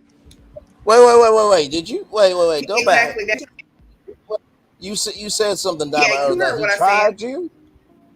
Yeah, she tried me. They didn't show that. Me and Aaron was over in the boom room, chilling because I wanted to get away from them. I just can't deal with them. So and that's when Shay and Josh was over there. See, they didn't show that. We was all together. Well, yes, they did. We was all together. And Josh came eating. He gonna talk about, oh yeah, they gonna talk about she just doing all that because she on camera time. Camera time. If you notice, you never really saw me, you guys, because I was like, hi, I was. And I said camera time. So I said, I was sitting there, I was thinking, I was like, no, I ain't going to show myself. Boy, I had to go. I had to go get on her face. I said, you going to try me about camera time? Please. No, you the one who want camera time because you all on Chris' dick. So don't even go there. You the one who want camera time. So that's the reason she stayed on there for the cameras. She stayed on there for that. That's why she stayed on there. Because that's what I said. It don't take that long to realize you didn't like that man. It didn't take that long. Like, we knew and we seen that you didn't like him. You could have left a whole long time ago. Yeah. You could have left a whole long time ago, but no. And you wanted camera time, girl. If you wanted camera time, at least make yourself look camera ready. I'm just saying. Like, I understand not everybody, wears makeup all the time. Everybody, you know what I'm saying? I understand. But damn, the only time you got dressed was when your friend came and his daddy came. That's the only excitement you had, girl. And then you had on them geriatric ass sandals. Girl, was you walking with Jesus before he came? Like, what was you doing? Oh. This like she was flashing in the bathtub with them big ass sandals. Not a like, geriatric. Dymond, watch this. This is how you set up Gigi. What? Them shoes look like they came with a prescription. Like, Dymond, watch how me and Gigi were. Not the daddy came. How do you know the daddy came? Listen, I know the daddy came. And she came when the daddy came because she was excited. I'm sorry. Listen, she was dead turned around. She listened. See? Wasn't she? I mean, if she could have jumped. Listen, his daddy made her feel light on her feet. Right. I bet she was light. Did you see the? No. I mean, you said that. Like she was out there with her thighs out, and they was up there. She was like, "Oh my god." I mean, being the fichologist that I am, she wasn't as bliss as you and Dymond, but Aaron, she's gonna come up. Yeah, I mean, I got trauma. I don't want to be touched. Oh my god, I don't want to be touched. But his daddy came, and she was like, Wait. Let's go back to about the touching part. But you want to smash somebody on the first date? That part. Oh, okay. You a man eater, girl. You a whole man. You said that you a whole man eater, but you ain't even trying to eat the man that you came here with. Period. You too busy with Chris trying to facilitate a threesome with Sandia. I'm glad you said it. Thank you. Child. Like I said that night, she was not as blessed as you and Dymond in that area or the behind, but that's neither here nor there, being the fichologist that I am. But one thing that really got to me was when Jody said, and I quote, because they were all leaving, right? From my notes, Chris and Sandia left together. Josh is gonna go sleep for 3 days. Gregg is gonna call Millie and take that drive. Josh and Shay went to the boom boom room and only did for 6 minutes, allegedly, because that's what we saw. I would have at least done about a good 20-25, but that's just me. Promises and toe sucking from Aaron H. Listen, that's quick. Yeah, that was. I mean, we could win the hot tub and made other things hot. I'm just saying, but that's neither here nor there. But listen. So the thing with Jody that really got to me was everybody was talking about their favorite movies because Chris and Sandia were saying that they were going to go watch The Notebook. And then Jody, you already were an asshole. And then you open up your mouth and say, you know what my favorite movie is? The Breakup. The Breakup. I wonder why you get the smoke you get. Talking about we broke up. Look, he came in talking about we broke up. She came in talking about, we broke up. He just said y'all broke up. We broke up. Like, she came in the house like you and Aaron did about the engagement. Here's my ring. She was like, no, she didn't want to. She didn't want us to know. She didn't want us to know. Aaron told it. She didn't want us to know because she didn't want Aaron H to be laughing like, I told you so. I told you. But listen, we all knew it was going to happen. Man, you did not have any interest in this man. There was no interest at all. None at all. And I thought that was, he could never redeem himself from the first date. I'm gonna tell you, the first date he could never redeem himself because after that, that's all she talked about was how terrible the first date was. The first date was just awful. It was terrible. He did this, that, and the third, and he just, no matter what he did, she talked to him like a toddler. He couldn't touch her. She had all these rules. Right. You're a sexologist. You're talking about how you're a man eater. You was old high-fiving Chris talking about, yeah, I like to get it in quick because da-da-da-da-da. Okay, but not with this man. And it's so crazy because, like I said, Aaron was sitting there trying to ride for her. He was sitting there trying to make things work.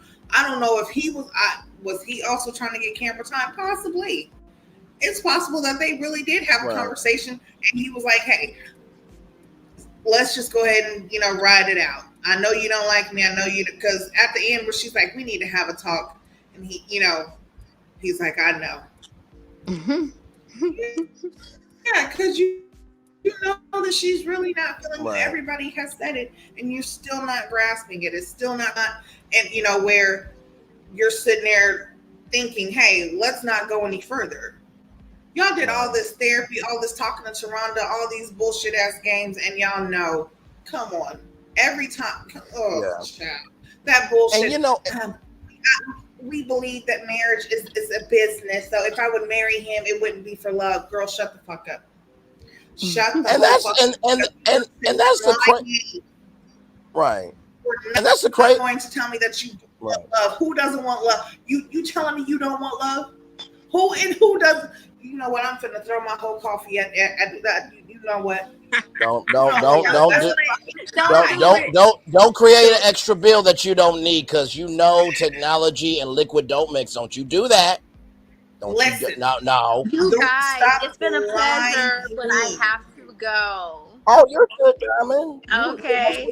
I'm beautiful. Love you, and thank you for coming up. I hope you had a good time. Thank you for having us, and I thank you for having me. And I love Gigi. All right, I love thank you so much, and you have no a blessed day. problem. You too. Bye-bye. Bye-bye. Thank you. We love you too. Hope to see you again. Yes, Bye-bye. indeed. Child, this is what we do. You never know what you are going to get when you are here, okay? You never know. Listen.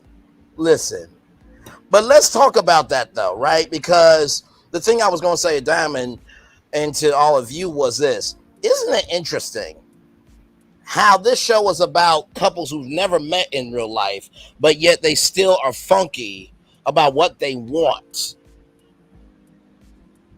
I thought that was so interesting because if you guys remember with Josh and Shay, Josh said that Shay is a potential wife. I don't know if anybody caught that, but when Josh said that, I was like, wait a minute. So you've been dating virtually for 12 years. After knowing her for 3 weeks and finally being in person, you said she's a potential wife. Not a wife, a potential wife, which means there's got to be some little funky there. So then we get into the check-in. And by the way, wonderful. I want to say something about that. He said a potential wife. Not my potential wife.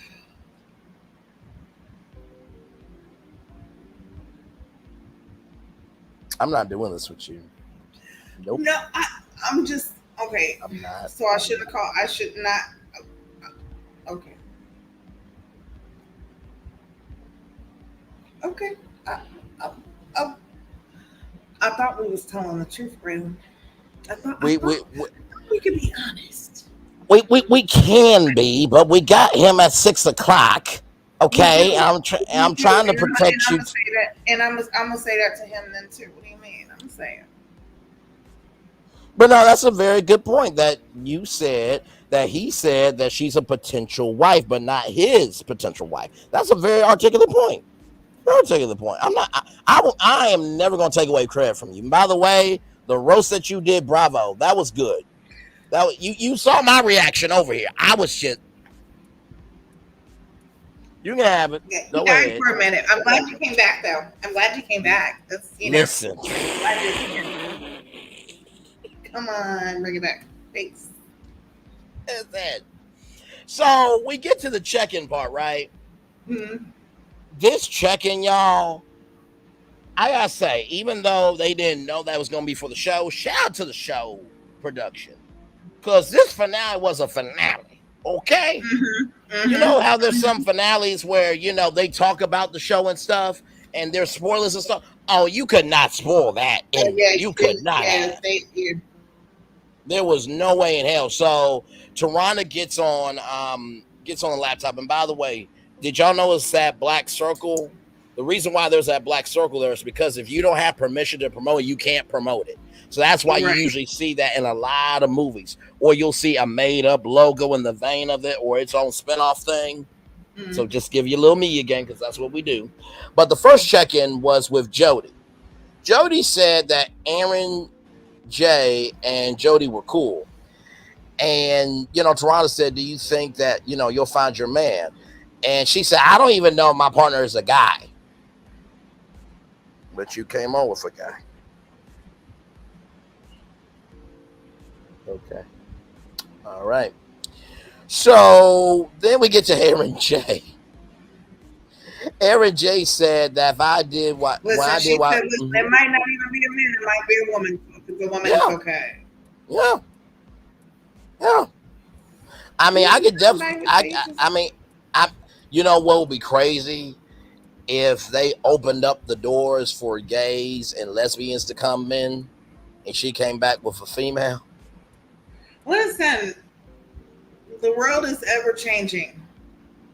Maybe some stuff, but hey, we need go ahead. Yeah, no, absolutely. The world is so right. Changing. Let's go ahead and be inclusive. There's Absolutely. nothing wrong with, Without question. So then, Aaron J said that when I did what I wanted to do, it worked, but when I didn't do what I wanted to do, it got awry. In so many words. I'm sorry. If I did what I wanted to do, things would go awry, but when I was with Jody, I was fine. And so Tarana said, you gotta trust your gift under the tummy, which I thought was a very neat phrase there. I mean, what's your reaction there? I'm not surprised by that. I mean, I'm not surprised by that. That was definitely good because you definitely have to, trust your gut and your instincts. But I just don't, like I said, he was trying and it was like, are you trying just because you also want to push to the limits and you kind of know that Jody wants to just end things out all the, on the show and be one of the couples that stays? Because there was no interest between the two. And I'm going to say something with production. They should have called that shit out and at some point should have said, hey, if you guys are really not going to connect, we're going to have to send you home. Exactly. You know what I'm saying? Like, I feel like there should have been something.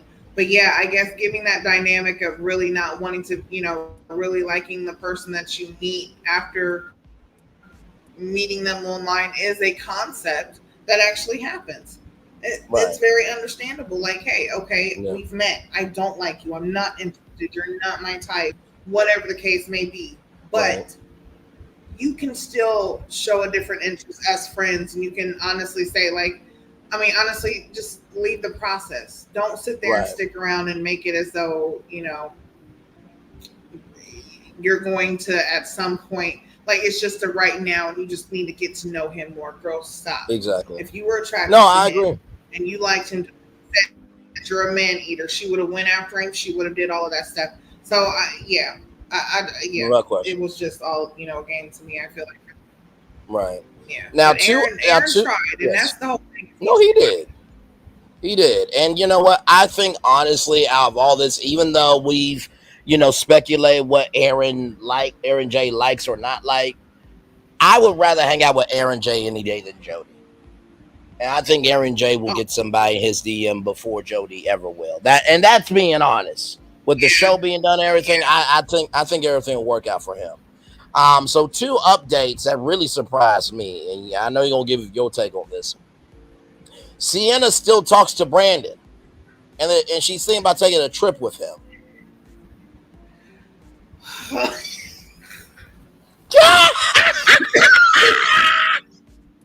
It was the fact that you coughed so hard, and that was because of that.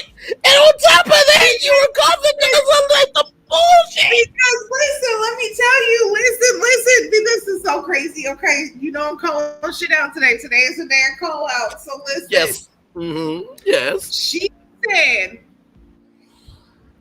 that they're going to take a trip together, right? Mm-hmm. He said he's taking a trip and she wanted to come. That's not y'all taking a trip together, girl. That's you trying to insert yourself in some shit this man was doing.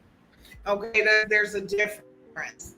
There's a huge difference. You got to listen to what people say. Listen, exactly. Y'all aren't taking a trip. He's taking a trip and you just happen to want to go. That doesn't mean you going, girl. That doesn't mean you going. Child, and just because y'all talking about moving on or y'all talking, listen, I don't. It was the delusions of grandeur for me.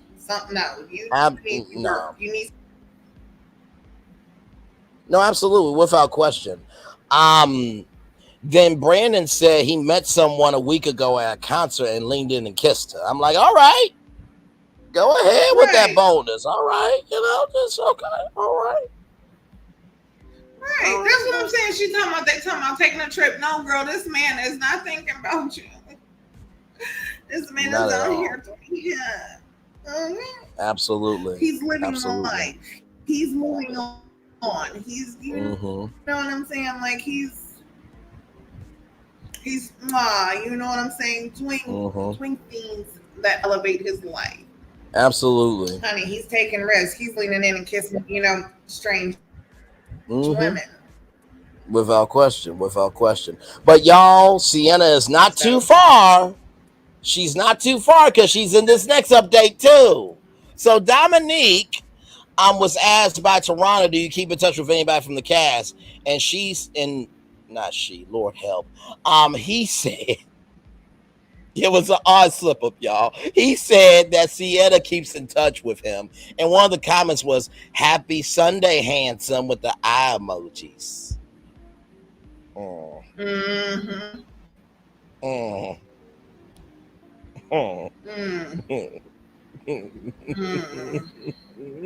He also said he got caught in Millie's DMs.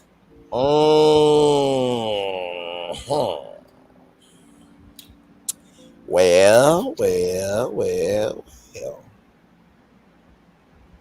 It's going down in the DMs. Listen, it seemed like Alexis really I cannot with you. It seemed like Alexis really dodged the bullet. Cause child, I was just like, really? You going? First off, that shit was fake. They didn't even know nobody. Like that girl. Come on, how you gonna come in the house with a whole other man and then try to have a threesome with a whole other man? Like, girl, no. If you for the streets, just say it. Like, it's okay if you are, but girls, stop it. You didn't come there for that man. You came there just for a man. You didn't care whose man it was, whether it was yours or somebody else's. You just came there to get down, girl. Stop it. I try to find a silver lining, y'all. I did, but we deal in reality here. So can't say I didn't try because I did. I'm sorry. I guess I'm activated. I don't know. I guess I'm activated. I'm sorry, guys. I'm sorry, guys. And we're doing this again in one more hour. Gosh, guys. So yeah, please be back here in about an hour. We're almost done. We're going to get his point of view here. Yeah. Yes, for sure. So then we got Alexis confirming that Josh made a pass at her. And that was pretty much it. It wasn't really too much from Alexis. But they set up that check-in very nicely because then it goes into Shay. And Shay, ladies and gentlemen, drops it. Because Rhonda asked, how are you and Josh doing? And Shay doesn't say anything for a minute. Now, just like when Gigi, wasn't mouthing anything, we didn't know what was going on. And technology happens. You know what I mean? Technology is technology. But this was, microphones were working. Video was working. Nothing. Okay? So Shay said that Josh is not serious and that he only talked to Josh twice. So then Taronda said, do you mind if I bring Josh in? So Josh then came in and said they were communicating up to the time his friend passed away. And Shay's facial reaction felt away about it. And then after that, Josh said that also his uncle passed away on Christmas. And so Shay said that she said condolences, and Josh said condolences is not support. And then the question of questions were asked because y'all remember Shay said this is permanent. Remember, this is called the Never Ever Mets. But yet people are still blurry about what they want. But let's roll on. So Shay said that was permanent. And Taronda asked Josh, are you dating anybody? And he said, I'm not in a relationship, but I'm definitely dating people. And then Shay said that Josh is a whore. Oh, la la la. Said he was a whole, you know what I'm saying? He be out here on that. He be out here on that demon time, you know what I'm saying? Say he be out here. You know what I'm saying? Child, I was like just Aaron like, said, he out here coaching.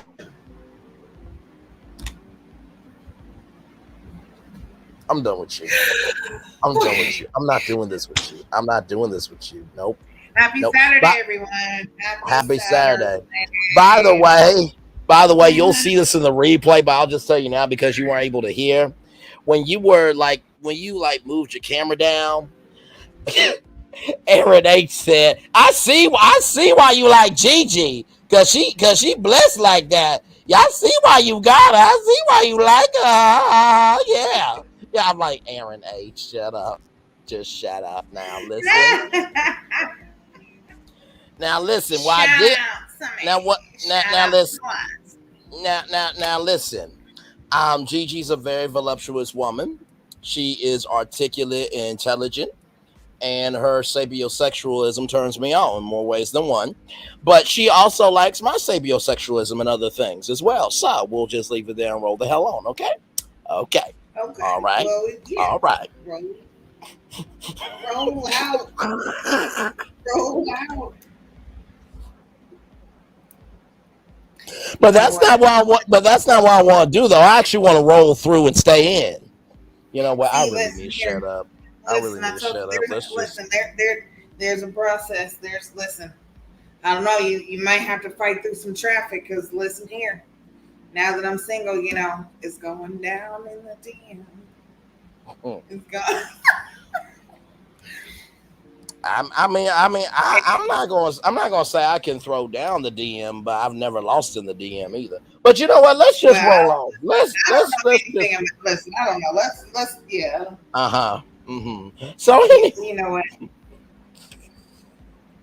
I love our damn show so much. Anyway, so with that being said, Gigi, I promise y'all, we're about to talk back in an hour. But as soon as this live is over, we're gonna do a debrief. It's gonna be a deep year. So with that, Go ahead. No, let's finish it out because Okay. So with that being said, my question was, where's the gift card? Because at that point, if you're not together, and by the way, y'all. And we're gonna ask that. Like, I want to know. Yeah, when Josh comes up, I'm gonna ask that question. Where is the gift card? What happened with that? Yeah. And you know, I mean, we'll just ask because I want to know after all of that and after everything that happened. One, how did y'all divide it up? Like, do you still have it? You got it on hold. One person has it, and you know, there's questions. So we're gonna find out. We're definitely because honestly, to me, and let me tell you something, for a first season to get a sponsored gift of $5,000, that's actually really big. You know what I mean? Because most shows will be like, okay, we'll give away a chair, we'll give away, a gift card, maybe $500, but $5,000 on your first season? But it also helps to have been in the game a long time and know people too. So then they talked about the removal of the tattoo for Shay. So Shay's gonna get her tattoo removed. Yeah, she's gonna get her tattoo removed because Taronda asked. So no matching Taronda said no matching tattoos, and Shay said that she was gonna get hers removed, but Josh still has his.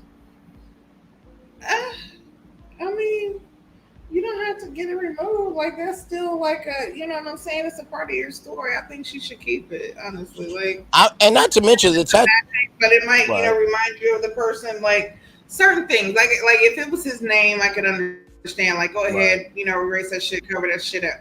But a tattoo like that doesn't directly like mention that person and only you would know what it means. Like, right. Keep it. And not to mention, right. You know, other people don't really like. You could tell them anything about your tattoo and they'll believe it. Like that is true. I feel like it's a part of the story, right? And not to mention too, I mean, the tattoo looked really good for the artist. So I mean, I would keep it. You know what I mean? Just give it a new meaning, like Gigi so articulately is saying. So then we already talked about, you know, Dymond and Aaron and the whole argument with that. So if you weren't here, you gotta go back. But we'll recap it for you since we're here. There was a argument that happened before they got on with Taronda. So they are together. And like I said, when I saw that moment, I'm like, oh hell, every black woman's about to drag Aaron H in 5, 4, 3, 2, 1. Soon as I'm like, oh hell, here we go. Here we go. Here we go. But hey, I mean, they worked it out, so you know. So then we get to Millie and Gregg. Millie and Gregg took the break. There was an argument. We don't know what was said in the argument, but it was wording.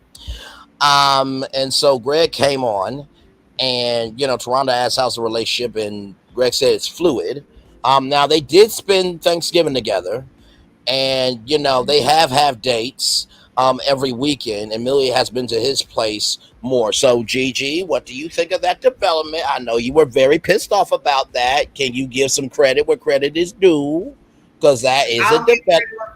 Because they are definitely moving forward, and they have it to where, you know, they're actually at least, you know, just like she said, she's more at his place than what she, you know, was in hers, which is great. Like, you guys are moving forward, because traffic anywhere, especially in LA, is going to take you a good 30, 45 minutes or something like that. You know what I'm saying? Right. Like, it's going to take you some time.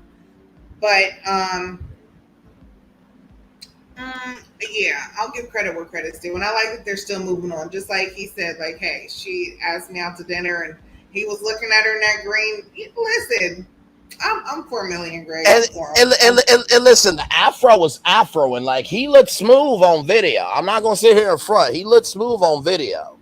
By the way, the reason why I'm laughing, y'all, was because Dr. Ucha, Talk with Solana was with this one couple all season long, and we had to convince her, like, so you're still going for him?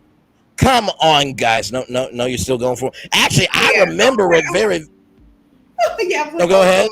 So you still riding? Okay. So after what we just seen, you still gonna stick with him? Okay. No, all the way through the whole season to the very end. So you still sticking with him? Okay. Listen, I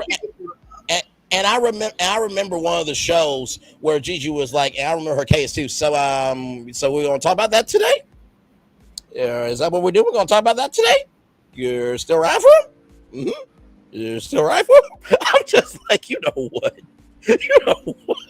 Like usually we get into the pettiness like 20 minutes after, but no, she got right in there. Yeah. Sometimes I can't wait. It's just hard. You know? No, shut up. You know what? I didn't say nothing. So I feel like we're at the end of the show. We're at the end. We're at the end of the episode, and we got Chris and Sandia. Hang on. We do Chris and Sandia. Yes. And before that, Millie said that she doesn't handle things in the proper way, and she did talk about that on the interview. So I give Millie credit as well for recognizing what she needs to change and evolve. And we'll do this in the poll and then close it out. Yeah, that's actually, I do respect her for that, for recognizing the fact that, hey, she's got some stuff she needs to work through, and she knows her issues that could cause problems within them. So, when you can self-reflect and actually like try to make the change, that shows a lot about where you are, one, with yourself, and where you are when it comes to the dating process, or even with your partner, the respect you have for them. So I definitely will applaud her for that. I respect her for that. I mean, I've liked Millie and Gregg, but like I've told you, it's just something just was not sitting with me. And you have been that way all season, but you also been gracious to him too, because they actually have showcased at least somewhat of a connection. By the way, y'all, why are facial reactions a whole language? Why? They definitely are. Like, and listen, I was trying so hard not to say. I was trying to make sure my face and my mouth didn't say nothing. But as soon as shut up. Oh, your eyes said it. Your eyes said, listen here, when I can see your eyes and they are the same size as your glasses frame, like, yeah. Oh, so you just had to go there, huh? Okay. Listen, I'm just saying. Yeah. Yeah. But for the record, though, you said the word. I just heard it. Okay, so I said a word. Okay. So we're second greeners because I said a word. It made you react. Oh my gosh, my words are powerful. I understand, but goodness. That's not the only thing that's powerful, but that's neither here nor there. Rolling on to Chris and Sandia. Because you said you always start. You know what? We're gonna move on. Chris and Sandia, because Chris and Sandia. Listen, Taronda called Sandia. She's sitting there. At first, I thought she was in jail. The way she was looking, I was like, wait a minute, did she get locked up? Did she kill him? But no, she was, at a house. She was just comfortable. That was cool. And then, Taronda asked about her and Chris's relationship, and she called Chris in, which meant they was right there together. They've met each other's parents, and his mom likes her, and they. She's hanging out with Chris's friends every day. And that was. And I thought it was. And I'm pretty sure it was. Now listen, he's happy about that. Oh, for sure. And to that point of remembering things.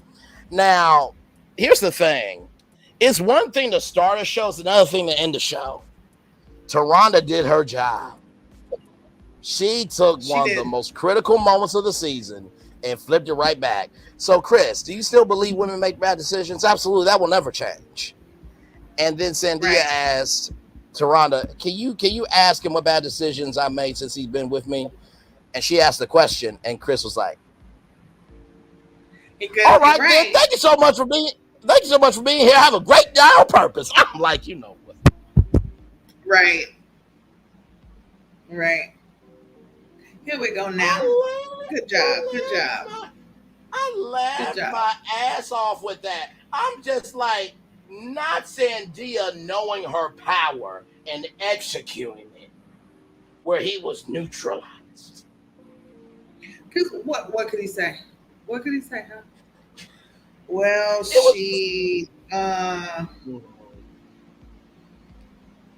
dude, you better not say nothing. She chose your ass. She chose to stay. That was a good decision.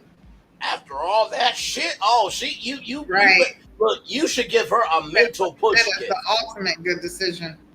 Absolutely. That's the ultimate good decision. Okay. She can't make bad decisions just because she decided to stay with your ass, and you're lucky. No, absolutely. Look, she should got a mental push gift. By the way, if y'all don't know what push gift is when a woman is pregnant, she gets a push gift. She should have got a mental push gift to go through all that mental pushing and still choose him. So y'all know that we do the weekly poll and couples connection every week. I mean, it's not the show without it. So, which couple's outcome surprised you the most? Gregg and Millie, Josh and Shay, Chris and Sandia, Aaron J and Joanna, or Aaron H and Dymond?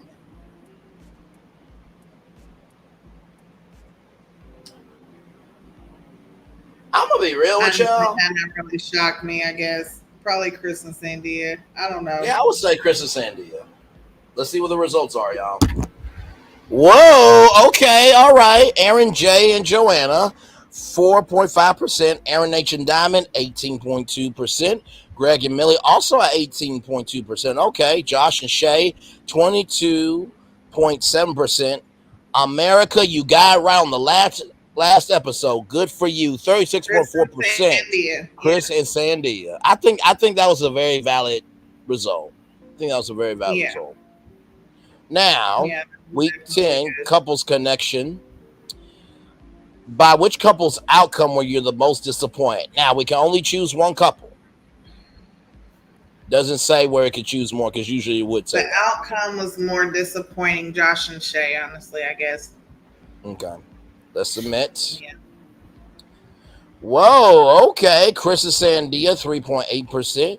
Aaron J and Joanne, 7.7%. Aaron H and Dymond, 15.4%. Josh and Shay, 34.6%. And Gregg and Millie, 38.5%. Disappointed to see? I don't think Gregg and Millie were a disappointment.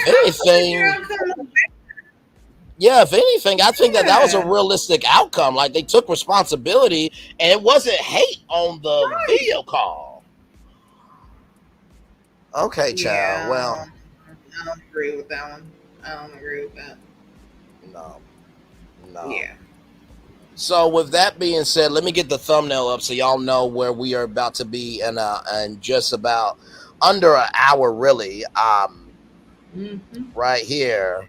In 42 minutes and 42 seconds, we will be live on tour with Josh from the show. So y'all know how we do. We get down, and Josh has been up here many times before, so he knows the game, knows the deal. He knows the 411.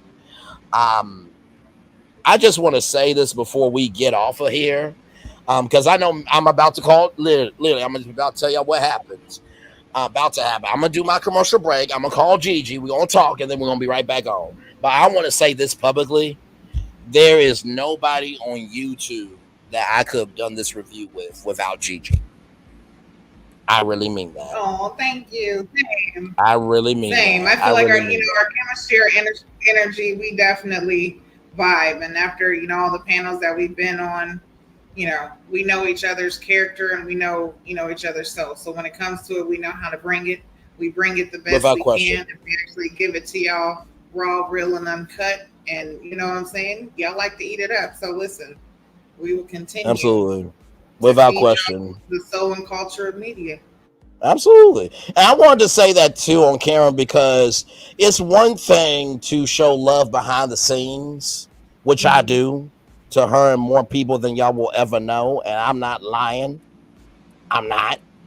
Because the cavalry comes through for me all the time. Yeah. All the time. But they also come through because I give them that energy for them to come through for me. It's a investment relationship. But it's important to give people their flowers that do the work. And like I said, Gigi's wit, Gigi's perspective, but most of all, her intellect. It makes me better as a man. It makes me better as a soul, but also just makes me a better host. Because I remember my ex, she said to me, with my perspective, that I will always be preaching at her. And I didn't get it at first, because I'm like, I was raised to invest in people and believe in people and go hard for people. But she was saying that sometimes you just need to breathe and listen. Don't be preachy all the time. And she said to me that it would be very difficult or horrifying to watch me host a dating show.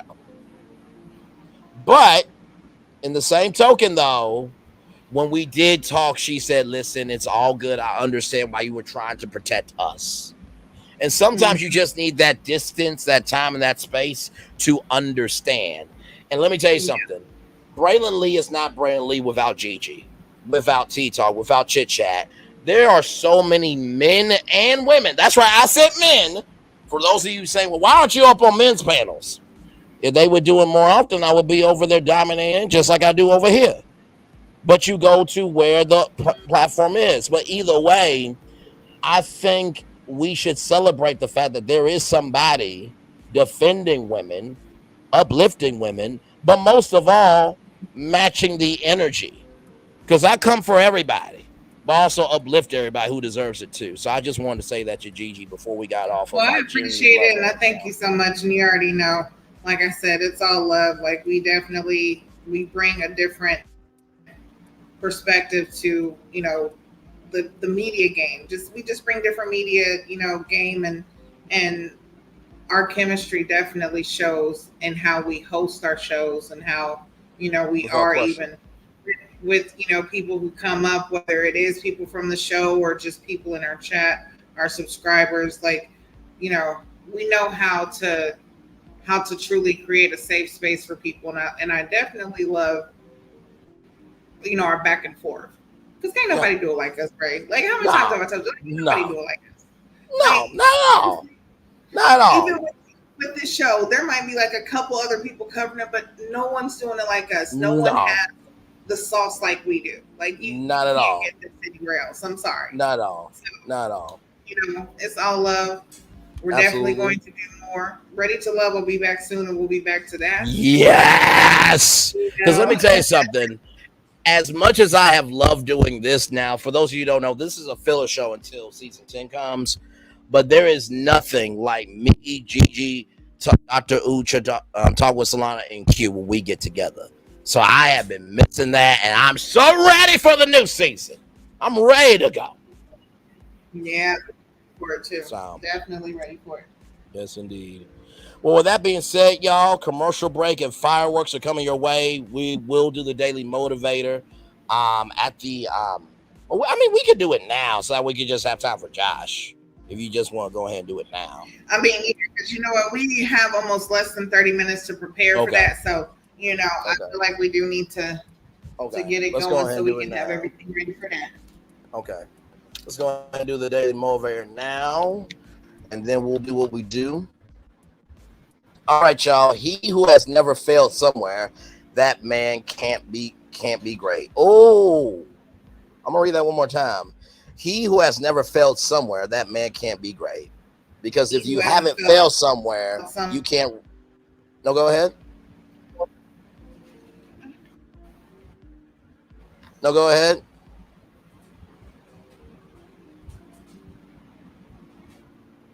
No, I was saying, you said, it says, any man who hasn't failed can't be great. Yeah, he who has never failed somewhere, that man cannot be great.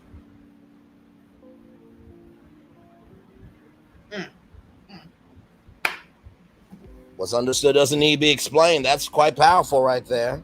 It is time for the Daily Motivator for sure. It's time for the Daily Motivator for Saturday, June 22nd, 2024. Richness that endures. A new toy will not bring new richness or meaning to your life. Nope. Braylon, be inspirational. It's not time to be funny. Stop it. Stop it. Stop it. Stop it. That is up to you. Shut up, Gigi. I'm trying to do this right. Why? Yeah, it's me.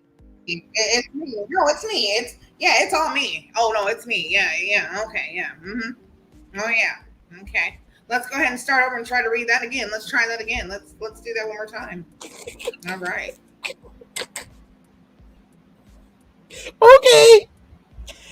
Okay. A new toy will not bring new richness or meaning to your life. That's up to you, your work, your commitment, your time, your effort. You swipe, you tap, and it arrives at your door in 18 hours. 3 or 4 hours later is not nearly enough, and you find yourself wanting more. That's because the real thing is better than a toy, but that's neither here nor there. It's also efficient, also fast and affordable. Huh? I don't think that was in the reading. I don't see that on there, but okay. Oh, okay. But it's true. Okay, well, yeah. Okay. But there's more to life than quick, cheap, and easy. Kids used to be obsessed with Santa Claus because he would just come one day a year. And they had to behave themselves the whole year, that whole year, though, or he wouldn't come at all. Maybe it wasn't the toys he brought that made Santa so beloved. Maybe it was the meaning and specialness he gave to those toys because he made you earn them and wait for them. Keep on investing your time and effort, honoring your commitment to a purpose that transcends the shallow, fleeting desires. What you're earning by doing so is a deep and satisfying richness that endures. Ralph Morrison. Man, this was a wow. Okay, All right. listen here, Ralph be Ralphing, okay? I just want to say, Ralph be on here Ralphing, okay? He does. I found this actually. No, go ahead. No, I was just saying, okay, Ralph. All right. No, listen. I actually heard this on Hallelujah FM. It was a station in Little Rock, Arkansas, and they would do these things called the Daily Motivator on that station. It was a gospel station, and I was like, I'm going to remember this website, and so I'm just like, okay. After we've covered the mess of the impossible, covered the rise of the possible, what can I do that is distinctive enough that you only going to see it here? And I feel like after spending as much time as we do with each other, we deserve to end it on something good. So that's how I found greatday.com. So richness that endures. I think we showed it today, actually. The fact that even though tragedy can happen on national television, that doesn't have to be your reality. Real talk. That's the first thing I would say. I mean, go ahead. No, I was just saying that's true. That is so very well true. Like go right ahead, because I feel like you have something to say on that. Go right ahead. Not all fantasies, include good outcomes, and not all fantasies are meant to be a reality. Like, listen, and I'm gonna tell you, all reality starts with a dream, and if you dream it, you definitely can achieve it, but it's all about how you go about it. Absolutely. If you want the quick fast, you'll get the quick fast, but sometimes when you get the quick fast, it's so fast that you want more because you wasn't able to enjoy it, and as fast as it comes is as fast as it goes, so you don't have that time to enjoy. But like I said, kids like Santa because possibly not because of the toys, but just because of what it represents. Correct. So the fact is, like, those things that are worth waiting for, you will wait for. Patience truly is a virtue. And what you have to work for it, and you have to wait for it, you will actually take care of it more because it's something that means more, because you actually had to, invest in it. When you invest time, stock, you invest money, you invest, and you have to wait for it. That patience really, when you get it, it means more. Without question. Yeah, don't just go for the quick fast. Wait and wait and allow yourself to be open to receive what is coming to you. Absolutely. And not to mention too that you gotta sit back and receive it. Allow. Absolutely. No, absolutely. And number two, recognize that richness can come at any time. At any time. Mm-hmm. Gigi, Gigi, are you at 1,000 yet with your subscribers? No, I'm not. Okay. Now I'm asking this because I'm about to give y'all the second jewel here. No matter how big you are, that doesn't mean that determines your soul. Mm-hmm. Because those two were on a channel with 2,800 and 900 subscribers. That was because of who we are. I have almost 700. There you go. Right. So do not allow the fact, I'm not at 10,000, I'm not at 20,000. Guess what? Just because you're there don't mean your soul is right. There's got to be richness in your soul in order for you to have richness and blessings. Right. And just because I'm not at 1,000 doesn't mean that, I don't have 1,000 people listening. Just because my subscriber count is not doesn't mean that I can't reach 1,000 people. Doesn't mean that my voice doesn't travel, and it doesn't mean that my any just because I don't have that many followers. That's okay, because guess what? One, YouTube isn't my final stop. So having the subscribers, I love my subscribers. But is it my final stop? No. Will you remember my name? Yes. Will you say that you might know me from YouTube? You possibly will. But that's not going to be the only place. Amen. So, I tell Braylon all the time, I'm like, Braylon, all I got to do is post a couple videos, especially about, LMH. Shit, I can't even say it no more because I feel like it's loving side chicks. But post a couple videos about that, I'll get my 1,000 because that's where everybody's at. But that's not my only stop. Like, I cover more than just love and marriage. Exactly right. Yeah. Exactly right. And I think the third and final point. Go ahead. Even with I was just gonna say, and even with the count that I've had, like honestly, I've had several cast members. I've done several interviews and talked to several. Yes, you have. Without having 1,000 followers, I don't have to have that in order to get the interview, in order to talk to people, in order to, you know what I'm saying, give you exclusive content because I'm just that person. That's absolutely right. How it happens. Without question. And I have other people who actually believe in me enough to say, hey, I like how you work. I like how you do. I like what you do. I want you to come over here and do this with me. Absolutely. So without question. Yeah. And finally, what I would say to you guys is, now you probably wondering, now Braylon, why are you zooming in on that nice bar? Every space is empty until you feel something in it. Because this could have been anything. But what they put into the space determined their richness. Just because your space is empty doesn't mean that you can't fill it with something important to you.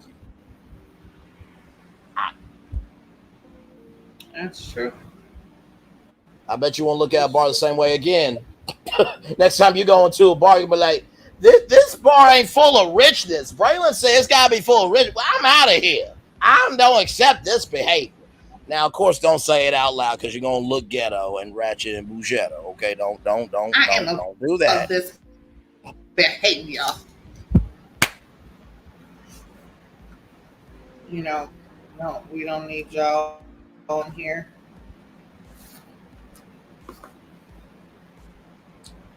So, with that being said, looking crazy and stuff. Talking about Karen's gone wild, Keisha gone wild.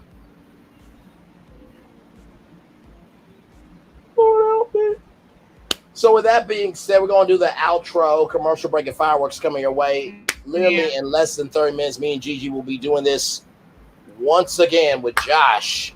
I think this will be his first interview, with him being able to say everything that's on his mind that he said he wanted to. So we are giving that platform.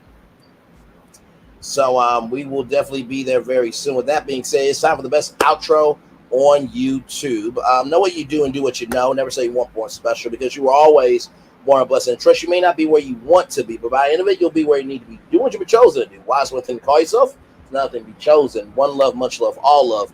We have spent time with you. You have spent time with us. I hope by spending time together, we'll rise to be great together. Always remember where you're doing radio, television, YouTube, living your best life, or you're just interviewing stars per usual. Minding your own business, showcasing what your business is all about. Make sure the replay is not just waiting for you to watch it, not just waiting for you to listen to it, but for you want to experience it again. We love you, we value, we embrace you all. Always remember, on receive love, you gotta give it. On receive love, you gotta give it. On receive love, you gotta give it. Whatever obstacles you have overcome, whatever successes you have achieved on this particular day, we are extremely proud of you, but no one else is proud of you. Be proud of your damn self. And finally, y'all, have yourself together before you give yourself over to somebody. Please and thank you. Because not everybody deserves your damage. Not everybody deserves your damage. And before you ask for somebody to be a blessing to your damn self first, okay? And that goes for me too. Before y'all try to get on that. Now, the reason why I say that is because a lot of times, and I see some of y'all in comment sections and in live chats, oh, he think he know everything. He think he a preacher. He think he is that. No, that was me being raised by my village. That is me remembering the lessons that was passed down to me. And that's knowing my worth. Sorry if you don't have none your damn self. find some. With that being said, commercial break and fireworks are coming your way. Enjoy the fireworks for the day that was, for the day that's come, and for the blessings that are on the way for you, me, and all of us as a society, as a people, as a culture. We feel love. We'll send it right back to you. For the rest of you who are going to be doing other things, have a wonderful evening. But for those of you who are still in the Never Ever Mets, join me and Gigi in about under 30 minutes with Josh. One love, much love, all love. Bye, everybody. See y'all soon. Bye. Bye.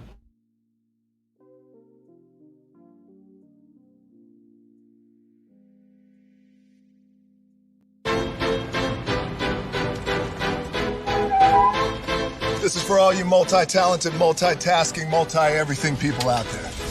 Take it away. Find your glory, write your story, fearless feet will carry you.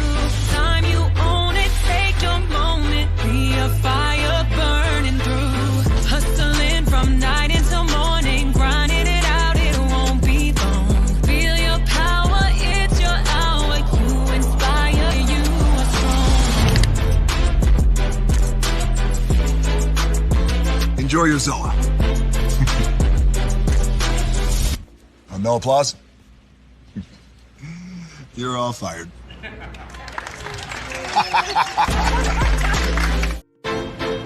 Now that you've reached the stage in your life where quality television is important, Nubian TV is a black network that speaks to your lifestyle. Nubian TV is the world's first digital network devoted to the upscale and political lifestyles of black people. Nubian TV's programming includes politics, travel, fashion, food, automotive, arts and culture, civil rights, music, and more. Watch now on Amazon Fire TV, Roku, or watch globally at nubiantv.net. Nubian TV, it's what you want to watch.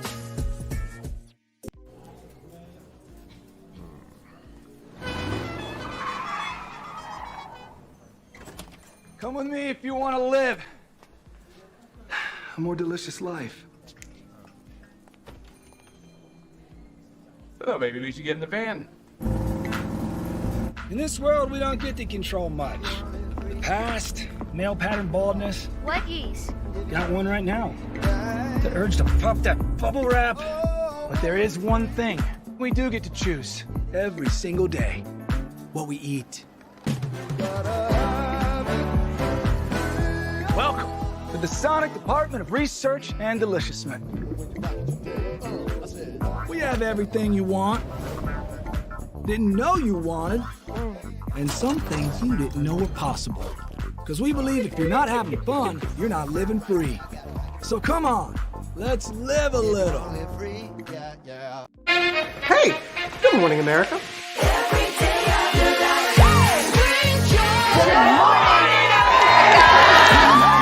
Good morning, America. Good morning, America. Good morning, America. Money! Are you ready? They are ready. Covering the biggest events in the country right now. There's a lot going on here this morning. It's always a good time. That's what the show's about. That's good. Really good. Very good. Coming in hot, Jimmy, coming in hot. It's far from elementary. Good morning, America. I'm not going to try to strut like Michael or anything. I have known George a long, long time. Have you ever gotten him to dance? Sure. Look at that face. You don't just see it, you feel it. I'm in. I'm in. I'm in too. I'll be here. I am here and so happy. I'm in. I'm in too. I'm in. That tells you something when Snoop Dogg's in. Michael, George, Lara, Ginger. Caesar. Just look at him. Politician. General. Author. Ruler. Man.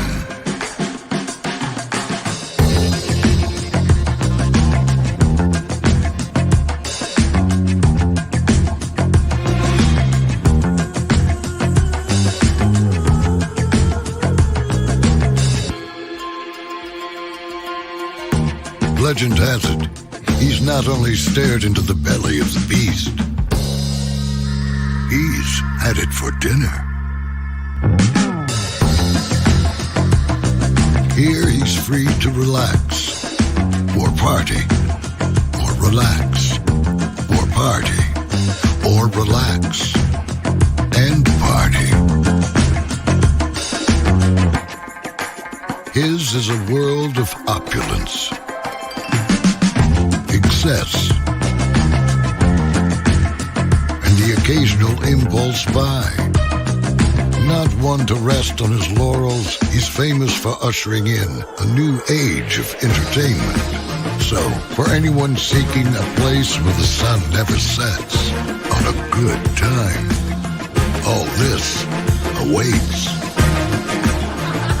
I am Caesar, and I approve this palace.